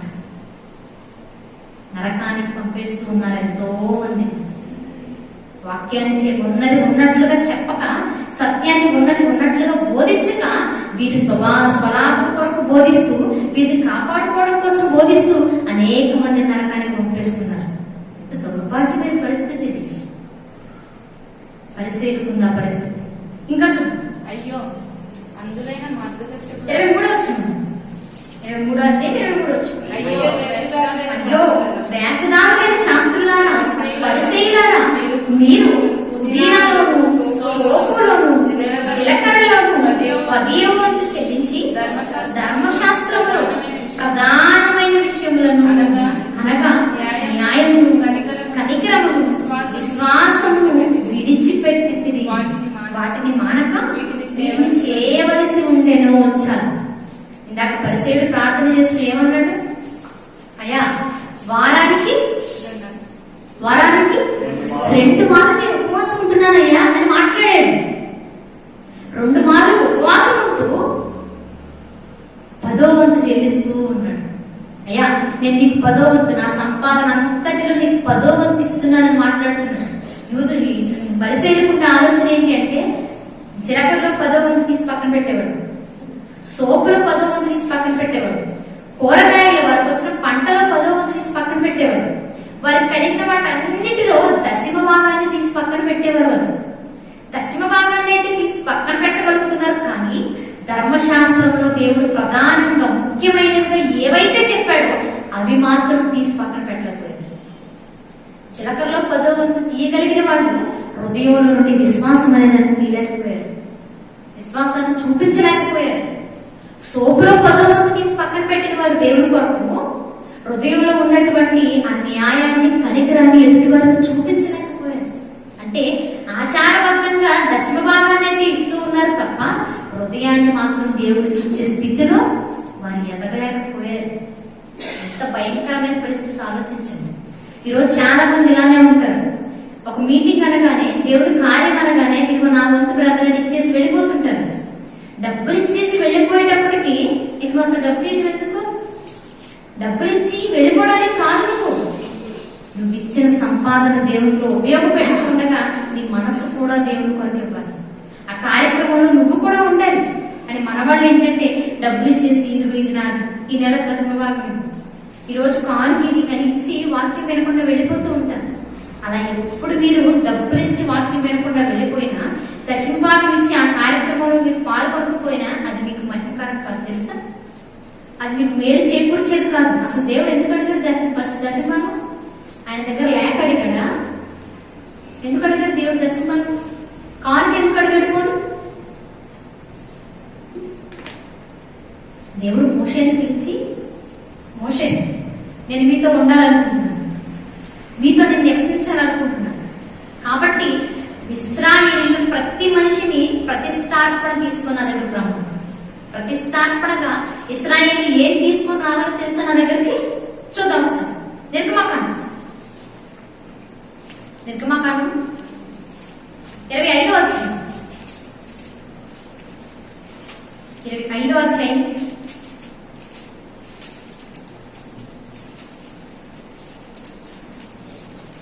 మొదటి వచ్చి యెహోవా మోషేకు ఇలాగ సెలవిచ్చింది, నాకు ప్రతిష్టార్పణ తీసుకుని రండని ఇశ్రాయేలీయులతో చెప్పు. మనఃపూర్వకంగా అర్పించు ప్రతి మనుషుని యొక్క దానిని తీసుకొనవలెను. మీరు వారి వద్ద తీసుకొనవలసిన అర్పణలేవనగా బంగారము, వెండి, ఇత్తడి, నేల ధూమ్ర రక్తవర్ణమును,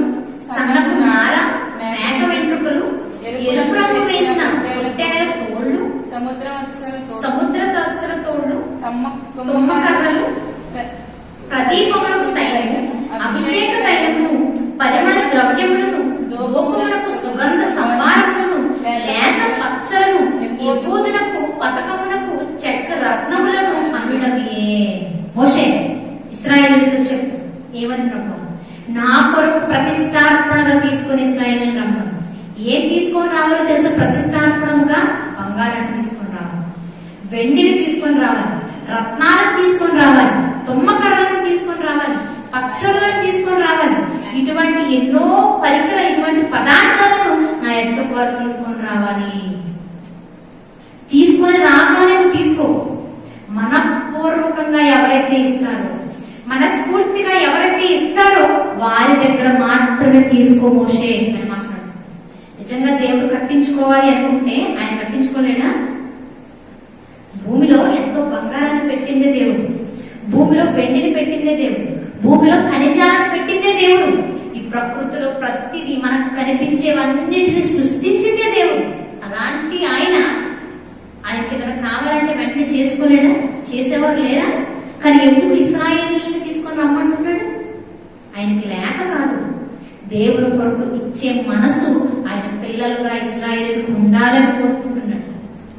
నా పిల్లలు నా కొరకు ఇవ్వడానికి సిద్ధపడాలి. ఎప్పుడు తీసుకోవడం మాత్రమే కాదు, నా పిల్లలంటే ఇచ్చే మనసు కూడా వారికి ఉండాలి అన్న ఆలోచనతోనే ఇశ్రాయేలీయుల్ని తీసుకొని రమ్మను, నాకు అర్పణగా తీసుకొని రమ్మని చెప్పు. ఎవరైతే హృదయపూర్వకంగా మనస్ఫూర్తిగా ఇష్టంగా ఇస్తారో వారి దగ్గర మాత్రమే తీసుకో మోషే అని మాట్లాడుతున్నాం. కానీ ఈరోజు మనం ఇష్టపూర్తిగా ఇస్తారా? ఏదైనా ఇచ్చేటప్పుడు కొంతమంది ఎలా ఉంటారో తెలుసా? అమ్మ నా పక్కన వాళ్ళు ఇస్తున్నారు ఈ రోజు సభలో, నేను ఇవ్వకపోతే అమ్మో బాగోదు, అందరు చిన్న చూపు చూస్తారని ఇస్తారు. అలా ఎప్పుడు ఇవ్వకండి. ఒకవేళ అలా ఇచ్చినా దేవుడు అంగీకరిస్తున్నాడు అని మీరు ఎప్పుడు అనుకోకండి. ఈ రోజు మీటింగ్ కి అమ్మ మా అక్కకి ఇచ్చింది, ఈ రోజు నేను ఇవ్వకపోతే మా అక్క నన్ను చిన్న చూపు చూస్తాను, బయట ఎవరికైనా తెలిస్తే నవ్వుతారేమో అని ఇస్తా ఉంటారు దేవుడి కొరకు ఏదైనా ఇచ్చేటప్పుడు. అలా ఎప్పుడు ఇవ్వకండి. అలా ఇచ్చినా దేవుడు అంగీకరించడానికి మీరు ఎప్పుడు అనుకోకండి. దేవుడికి ఏది ఇచ్చినా, మీరు బంగారం ఇచ్చిన, వెండి ఇచ్చిన, దశమ భాగం ఇచ్చిన, ఈవెన్ కానుకి ఇచ్చిన, మీరు ఏ చిన్నది ఇచ్చినా హృదయపూర్తిగా మనపూర్వకంగా ప్రేమతో నా దేవుడు నన్ను అడిగాడు, ఇది నా గొప్ప ధన్యత అన్న ఆలోచనతో ఇవ్వండి. మీరు ఏది ఇచ్చినా అలా ఇచ్చేదే దేవుడు ప్రేమతో మెచ్చుకుంటాడు. అలా ఇచ్చేదాన్ని దేవుడు స్వీకరిస్తాడు. కొత్త నిబంధనలో పౌలు గారు కూడా మాట్లాడుతూ ఒక అద్భుతమైన మాట మాట్లాడతారు. ఆయన చూద్దాం ఒకసారి. కొరింథీయులకు రాసిన పత్రిక,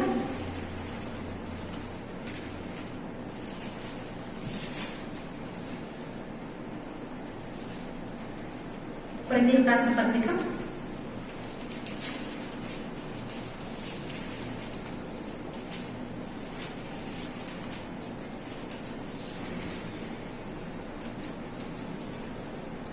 9వ అధ్యాయం 2వ పత్రిక, కొరింథీయులకు రాసిన 2వ పత్రిక 9వ అధ్యాయము 7వ వచనం. సణుగు కొనకయు బలవంతముగా కాకయు ప్రతి వాడును తన హృదయములో నిశ్చయించుకొనిన ప్రకారము ఇవ్వవలెను. దేవుడు ఉత్సాహంగా ఇచ్చువానిని ప్రేమించును. మీరు దేవుడికి ఇచ్చినప్పుడు ఎలా ఇవ్వాలట? సణుక్కోకూడదు. ఎప్పుడు అబ్బా ఇవ్వాలంటావా, అమ్మో ఇవ్వకపోతే బాగోదంటావా, నీ ఎందుకులే ఇవ్వడం, అమ్మ ఎంత ఇవ్వాలా, ఎప్పుడు అలాంటి సణుగులతో దేవుడిని ఎప్పుడు ఇవ్వకండి. మరొకటి, బలవంతముగా కాక. ఎవరో మీ తల్లిదండ్రులు బలవంతం చేస్తే మీరు కానుక తెచ్చి ఇవ్వడం కాదు, ఎవరో ఫోర్స్ చేస్తే మీరు దేవుళ్ళో ఇవ్వడం కాదు.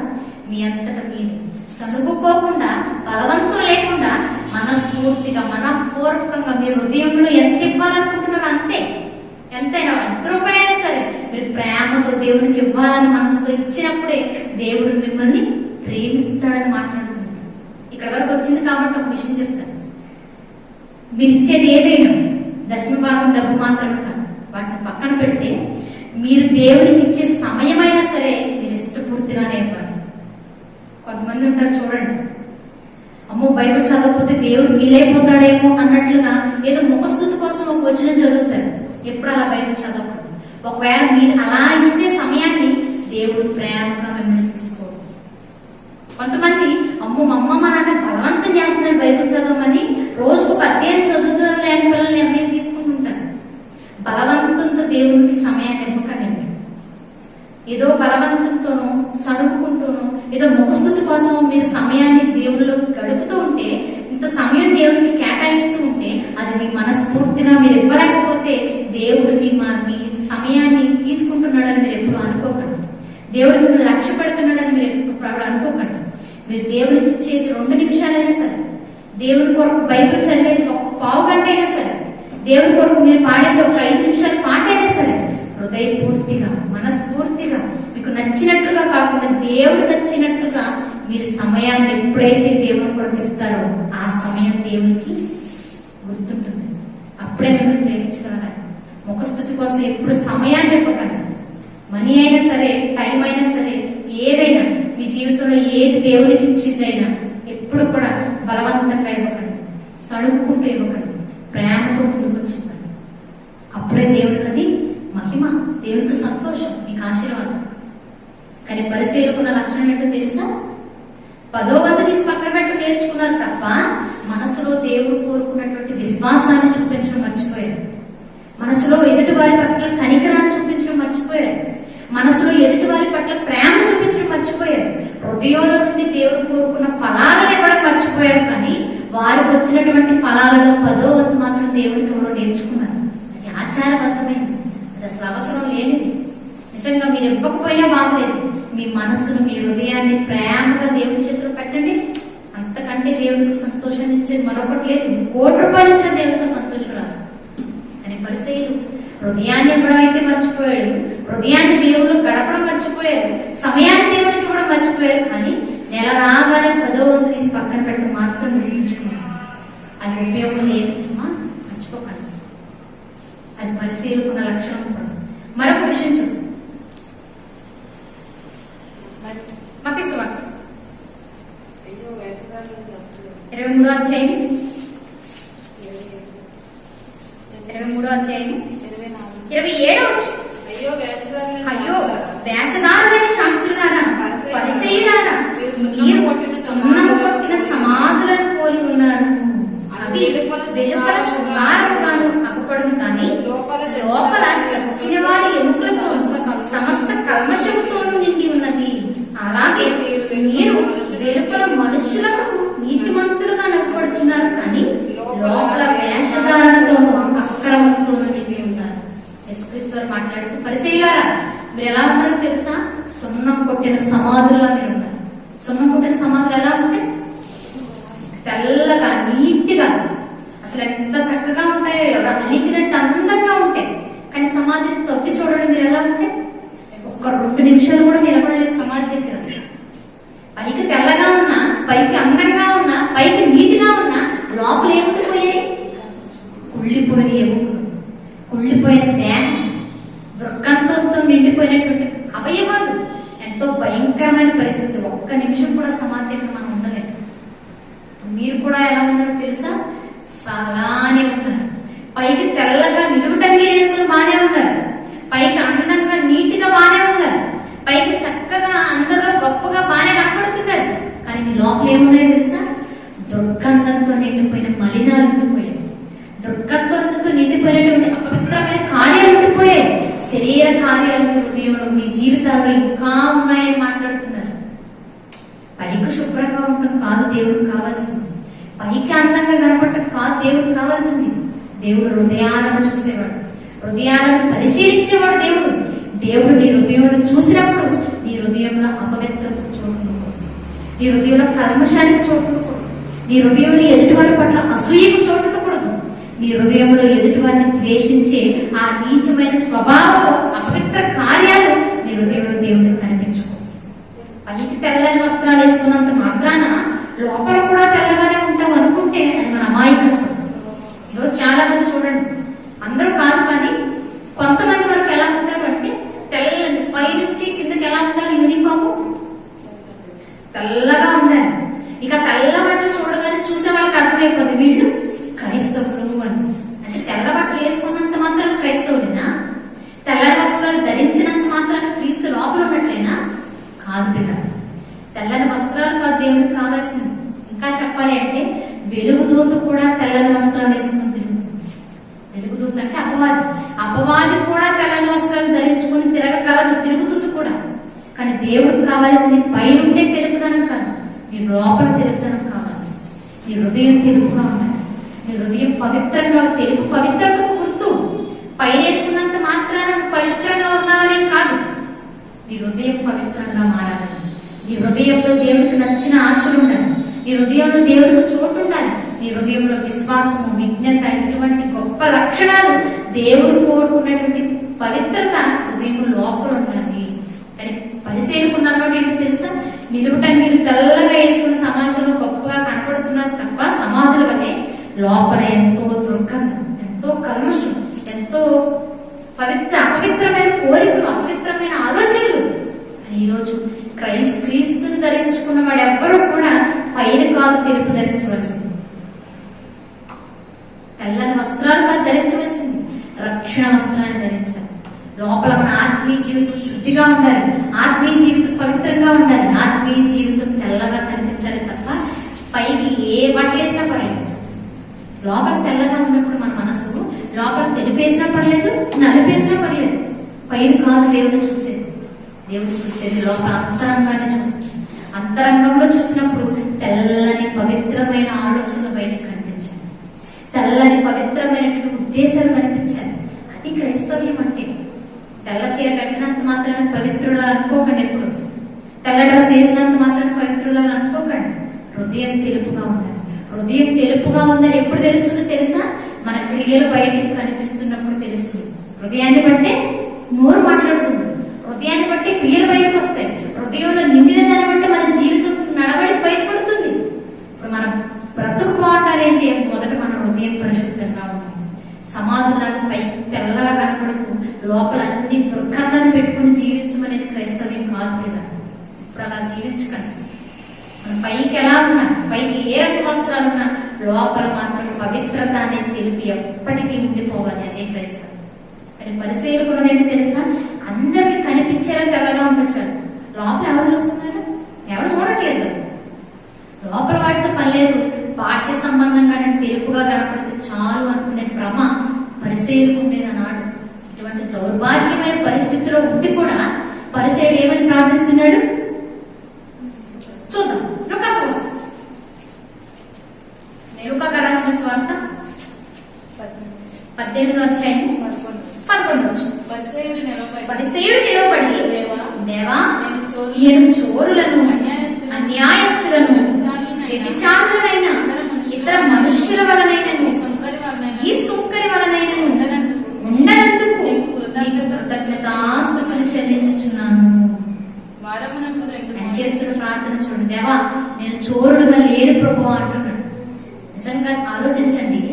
జీవితాన్ని ఇచ్చిన దేవుడికి తిరిగి తన జీవితాన్ని సమర్పించకుండా ఉండిపోయిన వాడు దొంగ కాదా? దేవుడు ఇచ్చిన జీవితం దేవుడికి ఇవ్వకుండా నీ దగ్గర నీకు నచ్చినట్టుగా బ్రతుకుతున్నావంటే అది దొంగతనం కంటే ప్రమాదం. అంటే ఆత్మీయంగా దొంగగానే ఉన్నాడు పరిసయ్యుడు. ఇంకొకటి అన్యాయస్తులుగా లేను. యేసుక్రీస్తు వారు మాట్లాడుతూ ధర్మశాస్త్రంలో ప్రధానమైనవి మీరు పాటించట్లేదని మాట్లాడారు. దాంట్లో ఒకటి న్యాయంగా బ్రతకట్లేదు. అంటే జీవితంలో న్యాయం అనేది లేకుండా, జీవితంలో నీతి నియమాలు లేకుండా ఇష్టం వచ్చినట్లుగా బ్రతుకుతూ కూడా దేవా నేను అన్యాయస్తులుగా లేని ప్రభు అని అబద్ధాన్ని పలుకుతున్నాడు. మూడోది వ్యభిచారిగానే లేని ప్రభు అంటున్నాడు. నిజంగా క్రైస్తవ్యంలో ఆత్మీయ వ్యభిచారం అంటే ఏంటో తెలుసా? దేవుడికి కాకుండా ఎక్కువ ఎవరికి చోటిచ్చినా, దేవుడికి కాకుండా ఎక్కువగా ఎవరిని ప్రేమించినా అది ఆత్మీయ వ్యభిచారం అవుతుంది. దేవుడికి హృదయాన్ని ఇవ్వకుండా సోపులు 10వ వంతు తీస్తూ, పుదీనాలు 10వ వంతు తీస్తూ, ఆచారబద్ధంగా జీవిస్తూ, దేవుడికి దూరంగా బ్రతుకుతూ ఆత్మీయ వ్యభిచారంగా మిగిలిపోతున్నాడు పరిసయ్యుడు. వ్యభిచారమే ఆత్మీయ వ్యభిచారం. దేవుడి కంటే మిన్నగా ఆచారాలను పాటిస్తూ ఉన్నాడు. దేవుడి కంటే ఉన్నతంగా ఆచారాలను పాటించాలని ఆశపడుతూ ఉన్నాడు. అటువంటి భయంకరమైన ఆత్మీయ వ్యభిచారిగా పరిసయ్యుడు కనపడుతున్నాడు. చూడండి. ఇక మూడవది, దేవా నేను సుంకరిగా లేనయ్యా అంటున్నాడు. అంటే ఇండైరెక్ట్ గా నేను పాపగా కూడా లేనయ్యా అని మాట్లాడుతున్నాడు. ఇప్పటి వరకు చూశాను జీవితం అంతా పాపపు ఛాయలతో నిండిపోయింది. దేవునికి నచ్చనిది ఏదైనా పాపమే. దేవునికి నచ్చనిది మన జీవితంలో కనపడుతూ ఉందంటే అది పాపంతో సమానం. దేవునికి నచ్చని ఎన్నో లక్షణాలు పరిశీలి జీవితంలో కనపడుతూ ఉన్నాయి, అది పాపం కదా. అయ్యా నేను సుంకరిగా పాపలో కూడా లేనయ్యా అని అబద్ధాన్ని కలుగుతున్నాడు. మరొకటి, అయ్యా నేను వారానికి 2 మార్లు ఉపవాసం ఉంటున్నానయ్యా అని మాట్లాడుతున్నాడు. అసలు నిజమైన ఉపవాసం ఏదో తెలుసా?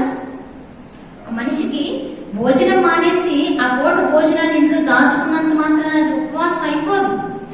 నిజమైన ఉపవాసం అనేది మరొకటి ఏంటో తెలుసా? నిజమైన ఉపవాసం చూద్దాం. యెషయా గ్రంథం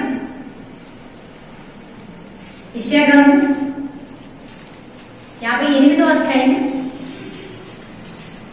యెషయా గ్రంథం 58వ అధ్యాయం 3వ వచనం నుంచి చూద్దాం. మేము ఉపవాసం ఉండగా నీవెందుకు చూడవు?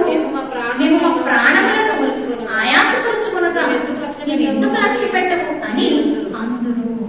మీ ఉపవాస దినము మీరు మీ వ్యాపారము చేయుదు, మీ పనివారి చేత కఠినమైన పని చేయించు, మీరు కలహపడచ్చు, వివాదం చేయించు, అన్యాయంగా గుర్తులాడుచు ఉపవాసం ఉందురు. మీ కంటకాని పరమున వినబడకుంటున్నట్లు మీరు ఇప్పుడు ఉపవాసం ఉండరు. ఉపవాసము నాకు అనుకూలమా? మనుష్యుడు తన ప్రాణమును బాధపరుచుకోవలసిన దినము అట్టిదేనా? ఒకడు జమ్ము వలె తల వంచుకొని గోనెపట్ట కట్టుకొని బూడిదపరుచుకొని కూర్చుంట ఉపవాసమా? అట్టి ఉపవాసము యెహోవాకు ప్రీతికరమని మీరు అనుకుంటురా? ఇశ్రాయేలులట, ఇదిగో మేము ఉపవాసం ఉంటే నువ్వు ఎందుకు చూడవు అని దేవుడు అడుగుతున్నారట. మేము ఉపవాసం ఉండగా నువ్వెందుకు మా వైపు చూడట్లేదు అంటే, ఉపవాసం ఉన్న వైపు దేవుడు చూడట్లేదా? చూడట్లేదు. మేము ఉపవాసం ఉండగా నువ్వెందుకు చూడవు? మా ప్రాణాలను మేము ఆయాసపరుచుకుంటూ దుఃఖపడుతూ ఉండగా నువ్వెందుకు మా వైపు చూడట్లేదు అంటే, దేవుడు అంటున్నాడు, ఇదిగో ఎందుకు చూడట్లేదు తెలుసా మీ వైపు నేను? మీరు ఉపవాసం ఉంటున్నారని చెప్తూనే మీ వ్యాపారాలు జరిగించుకుంటూ ఉన్నాను. అంటే భోజనం మానేసి మీ పనులు మీరు బాగా చేసుకుంటున్నారు. మేము భోజనం మానేసి అనేక మందితో పోట్లాడుతున్నారు, భోజనం మానేసి అనేక మందితో బుద్ధులాడుతున్నారు, భోజనం మానేసి అందరితో కలహాలు పెట్టుకుంటూ ఉన్నారు, భోజనం మానేసి ఏదో జమ్ములాగా ఒక గోరెపట్ట కట్టుకొని బూడిదలో కూర్చున్నంత మాత్రాన అది నేను కోరుకున్న ఉపవాసం అయిపోతుంది అనుకుంటున్నారు మీరు? అట్టి ఉపవాసము యెహోవాకు ప్రీతికరము కాదు అని మాట్లాడుతున్నారు. అంటే దేవుని ఉద్దేశాలలో ఉపవాసం అంటే భోజనం మానేమని కాదు. ఒకరోజు బియ్యాన్ని వండుకోకుండా మూల దాచుకున్నంత మాత్రాన అది ఉపవాసం అని మనం అనుకుంటే ఎట్లా? దేవుడు ఉపవాసం అన్నది ఏంటో తెలుసా? నిజమైన ఉపవాసం అంటే నీ కడుపు మార్చుకోవడం కాదు. నిజమైన ఉపవాసం అంటే నీ ప్రాణాన్ని ఆయాసపరచుకోవడం కాదు. నిజమైన ఉపవాసం అంటే ఏదో చేసేస్తున్న భోజనం మానేసి మా పనులు మేము చేసుకుంటామంటే కాదు. నిజమైన ఉపవాసం ఏదో తెలుసా? చూద్దాం. 6వ వచనం. దుర్మార్గుడు కట్టులు కట్టుటయు కాడివారి మేట్లు తీయుటయు బాధింపబడిన వారిని విడిచిపెట్టుటయు ప్రతి కాడిని విరగొట్టియు నేను ఏర్పరచుకున్న ఉపవాసం కదా. నీ ఆహారం ఆకలి కొని వారిని పెట్టుటయు నీ రక్త సంబంధిక ముఖము తప్పుకుంటుటయు దిక్కుమాలిన వీరులను నీ ఇష్ట చేర్చుకున్నటయు వస్త్రహీనుడు నీకు కనబడినప్పుడు వారికి వస్త్రములు ఇచ్చటయు ఇదే కదా నాకు ఇష్టమైన ఉపవాసము. చాలా ఇప్పుడు నాకు ఇష్టమైన ఉపవాసం ఏంటో తెలుసా? మీరు భోజనం మానేయడం కాదు, నువ్వు మానేసిన భోజనాన్ని పేదవాడికి పెట్టడం నాకు ఇష్టమైన ఉపవాసం. మీరు ఆహారం మానేసి మీ ప్రాణాన్ని ఆయాసపరచుకోవడం కాదు నాకు ఇష్టమైన ఉపవాసం. మీ పొరుగు వాడి అవసరం కోసం వస్తే వాడి అవసరాన్ని తీర్చడమే నాకు ఇష్టమైన ఉపవాసం. అపవాది ఎంతో మందికి కట్లు కట్టేసి విడిచిపెట్టాడు, కళ్ళకు గంతలు కట్టి దేవుడు చూడకుండా ఎంతో మందిని మార్చేశాడు. అటువంటి కట్లను మీరు ఎప్పుడైతే విప్పుతారో అది నాకు ఇష్టమైన ఉపవాసం. మీరు ఎప్పుడైతే అపవాది కట్టిన కాడిని విరగబడతారో అది నాకు ఇష్టమైన ఉపవాసం. పేదవారిని చేర్చుకోవడం నాకు ఇష్టమైన ఉపవాసం. అంటే మీరు భోజనం మానేసి మీ పనులు చేసుకుంటే ఉపవాసం అయిపోతుంది. నాకు నచ్చినట్లుగా బ్రతకాలి. మీరు నాకు నచ్చినట్లుగా ఎప్పుడైతే సమాజంలో నా కొరకు నిలబడతారో, నాకు ఇష్టమైనట్లుగా మీ జీవితాన్ని ఎప్పుడైతే తీర్చిదిద్దుకుంటారో అది నాకు ఇష్టమైన ఉపవాసం అని మాట్లాడుతుంది. కానీ పరిచయం చేస్తుంది ఏంటో తెలుసా? భోజనం మానేస్తున్నారు తప్ప వారి పనులు మానేస్తున్నారు. భోజనాన్ని మానేస్తూ ఉన్నారు తప్ప ఎదుటి వారి ఆత్మను గురించిన ఆలోచన లేదు. భోజనాన్ని మానేస్తున్నారు తప్ప మానేసిన భోజనాన్ని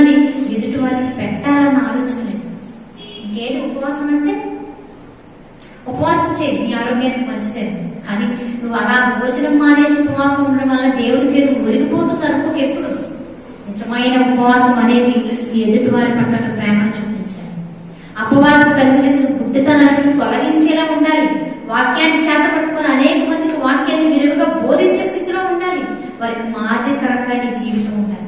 అదే దేవుడు ఏర్పరచుకున్న ఉపవాసం. కానీ పరిసేవ చేస్తుంది ఏంటో తెలుసా?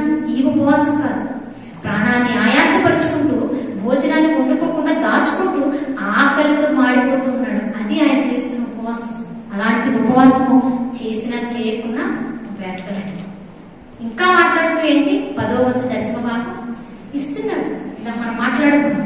దేవుడికి హృదయాన్ని ఇవ్వకుండా నువ్వు ఎంత సంపాదనలో దేవుడికి ఇచ్చినా అది కూడా వ్యర్థమే. మొదట హృదయాన్ని ఇవ్వాలి. ఇంత భయంకరమైన పరిస్థితిలో పరిసేయుడు ప్రార్థన చేస్తూ ఉంటే సుంకరి ఏమైనా ప్రార్థన చేస్తున్నాడో తెలుసా? అయితే సుంకరి దూరంగా నిల్చుంది.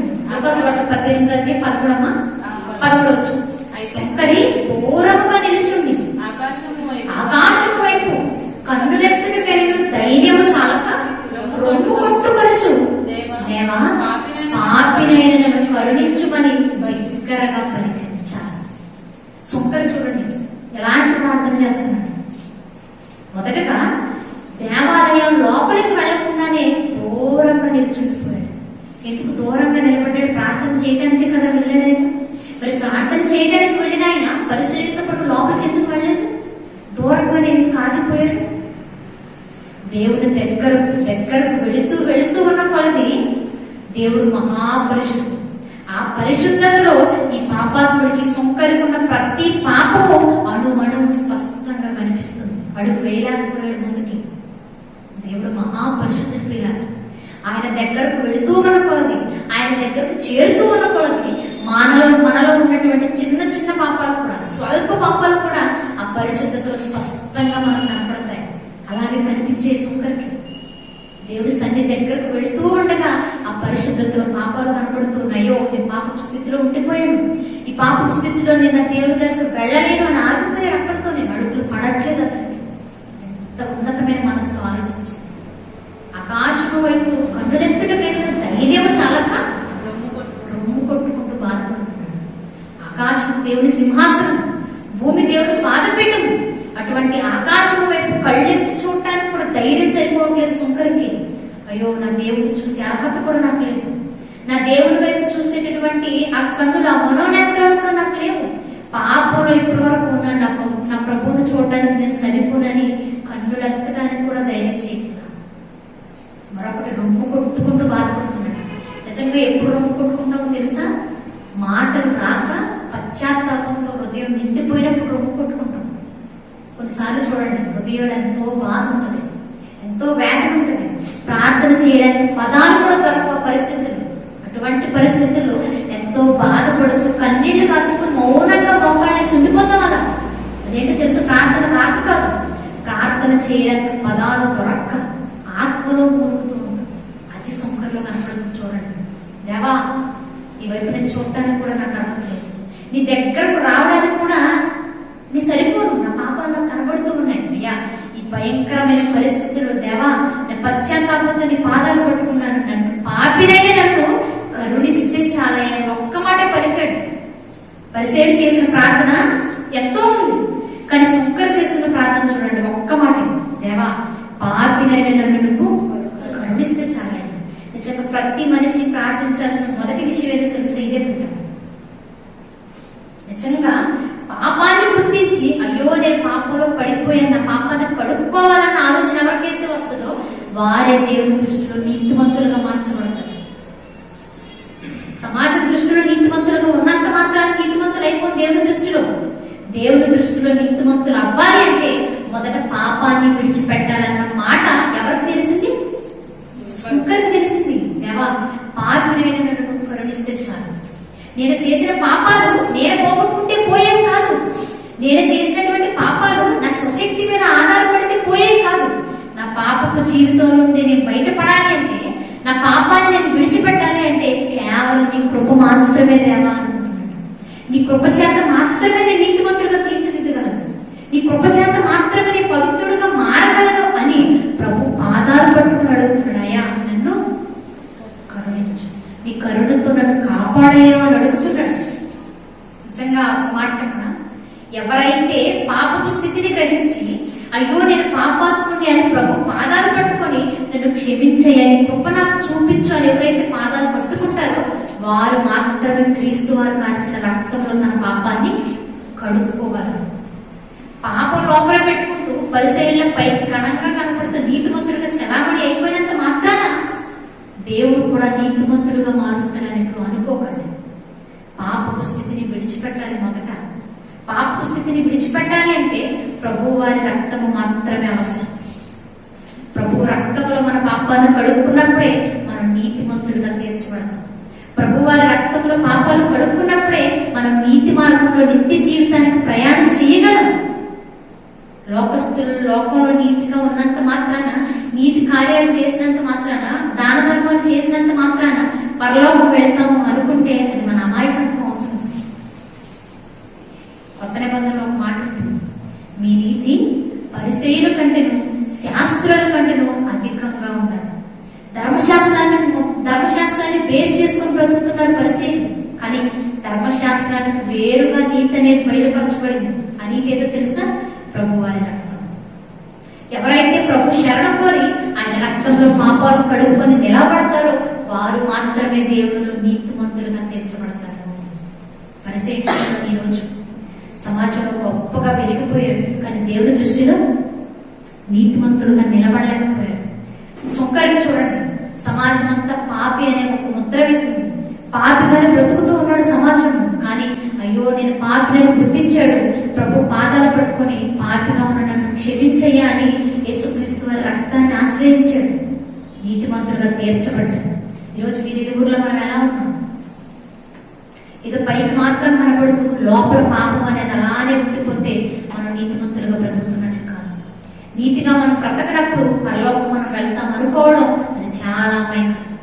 పరిశీలన చూడండి, అలానే ఉంటుంది. సుంకరిని చూడండి, సమాజంలో పాపిగా ఉన్నా పర్లేదు, సమాజంలో పాపని ముద్ర మోస్తున్నా పర్లేదు, కానీ ప్రభు పాదాలు పట్టుకొని అయ్యా నేను ఇప్పటి వరకు నిజంగానే పాపిగా ఉన్నాను, నా పాపపు జీవితం నన్ను విడిచిపెట్టే కృప చూపించని ఎప్పుడైతే అడిగాడో నీతిమంతులుగా నిలబెట్టాడు. చివరి మాట, అతని కంటే ఇతడు ఎక్కువ నీతిమంతులుగా తీర్చబడి తన ఇంటికి చూడండి, పాపాన్ని విడిచిపెట్టిన వాడే నీతిమంతుడు, ఆచారాన్ని పాటిస్తున్నవాడు నీతిమంతుడు కాదు.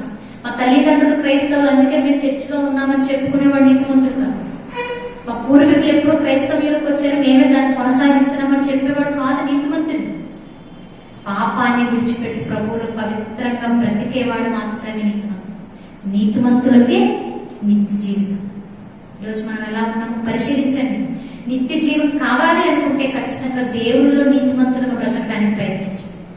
పాపాన్ని విడిచిపెట్టి ప్రభు కొరకు బ్రతకండి, అదే మనకు నిత్య జీవితం. అటువంటి నీతిమంతులుగా ఉంటూ నిత్య జీవితానికి వారసులుగా అందరూ ఉండాలని కోరుకుంటూ ఈ మాట ముగిస్తున్నాను. ప్రార్థిస్తున్నాను.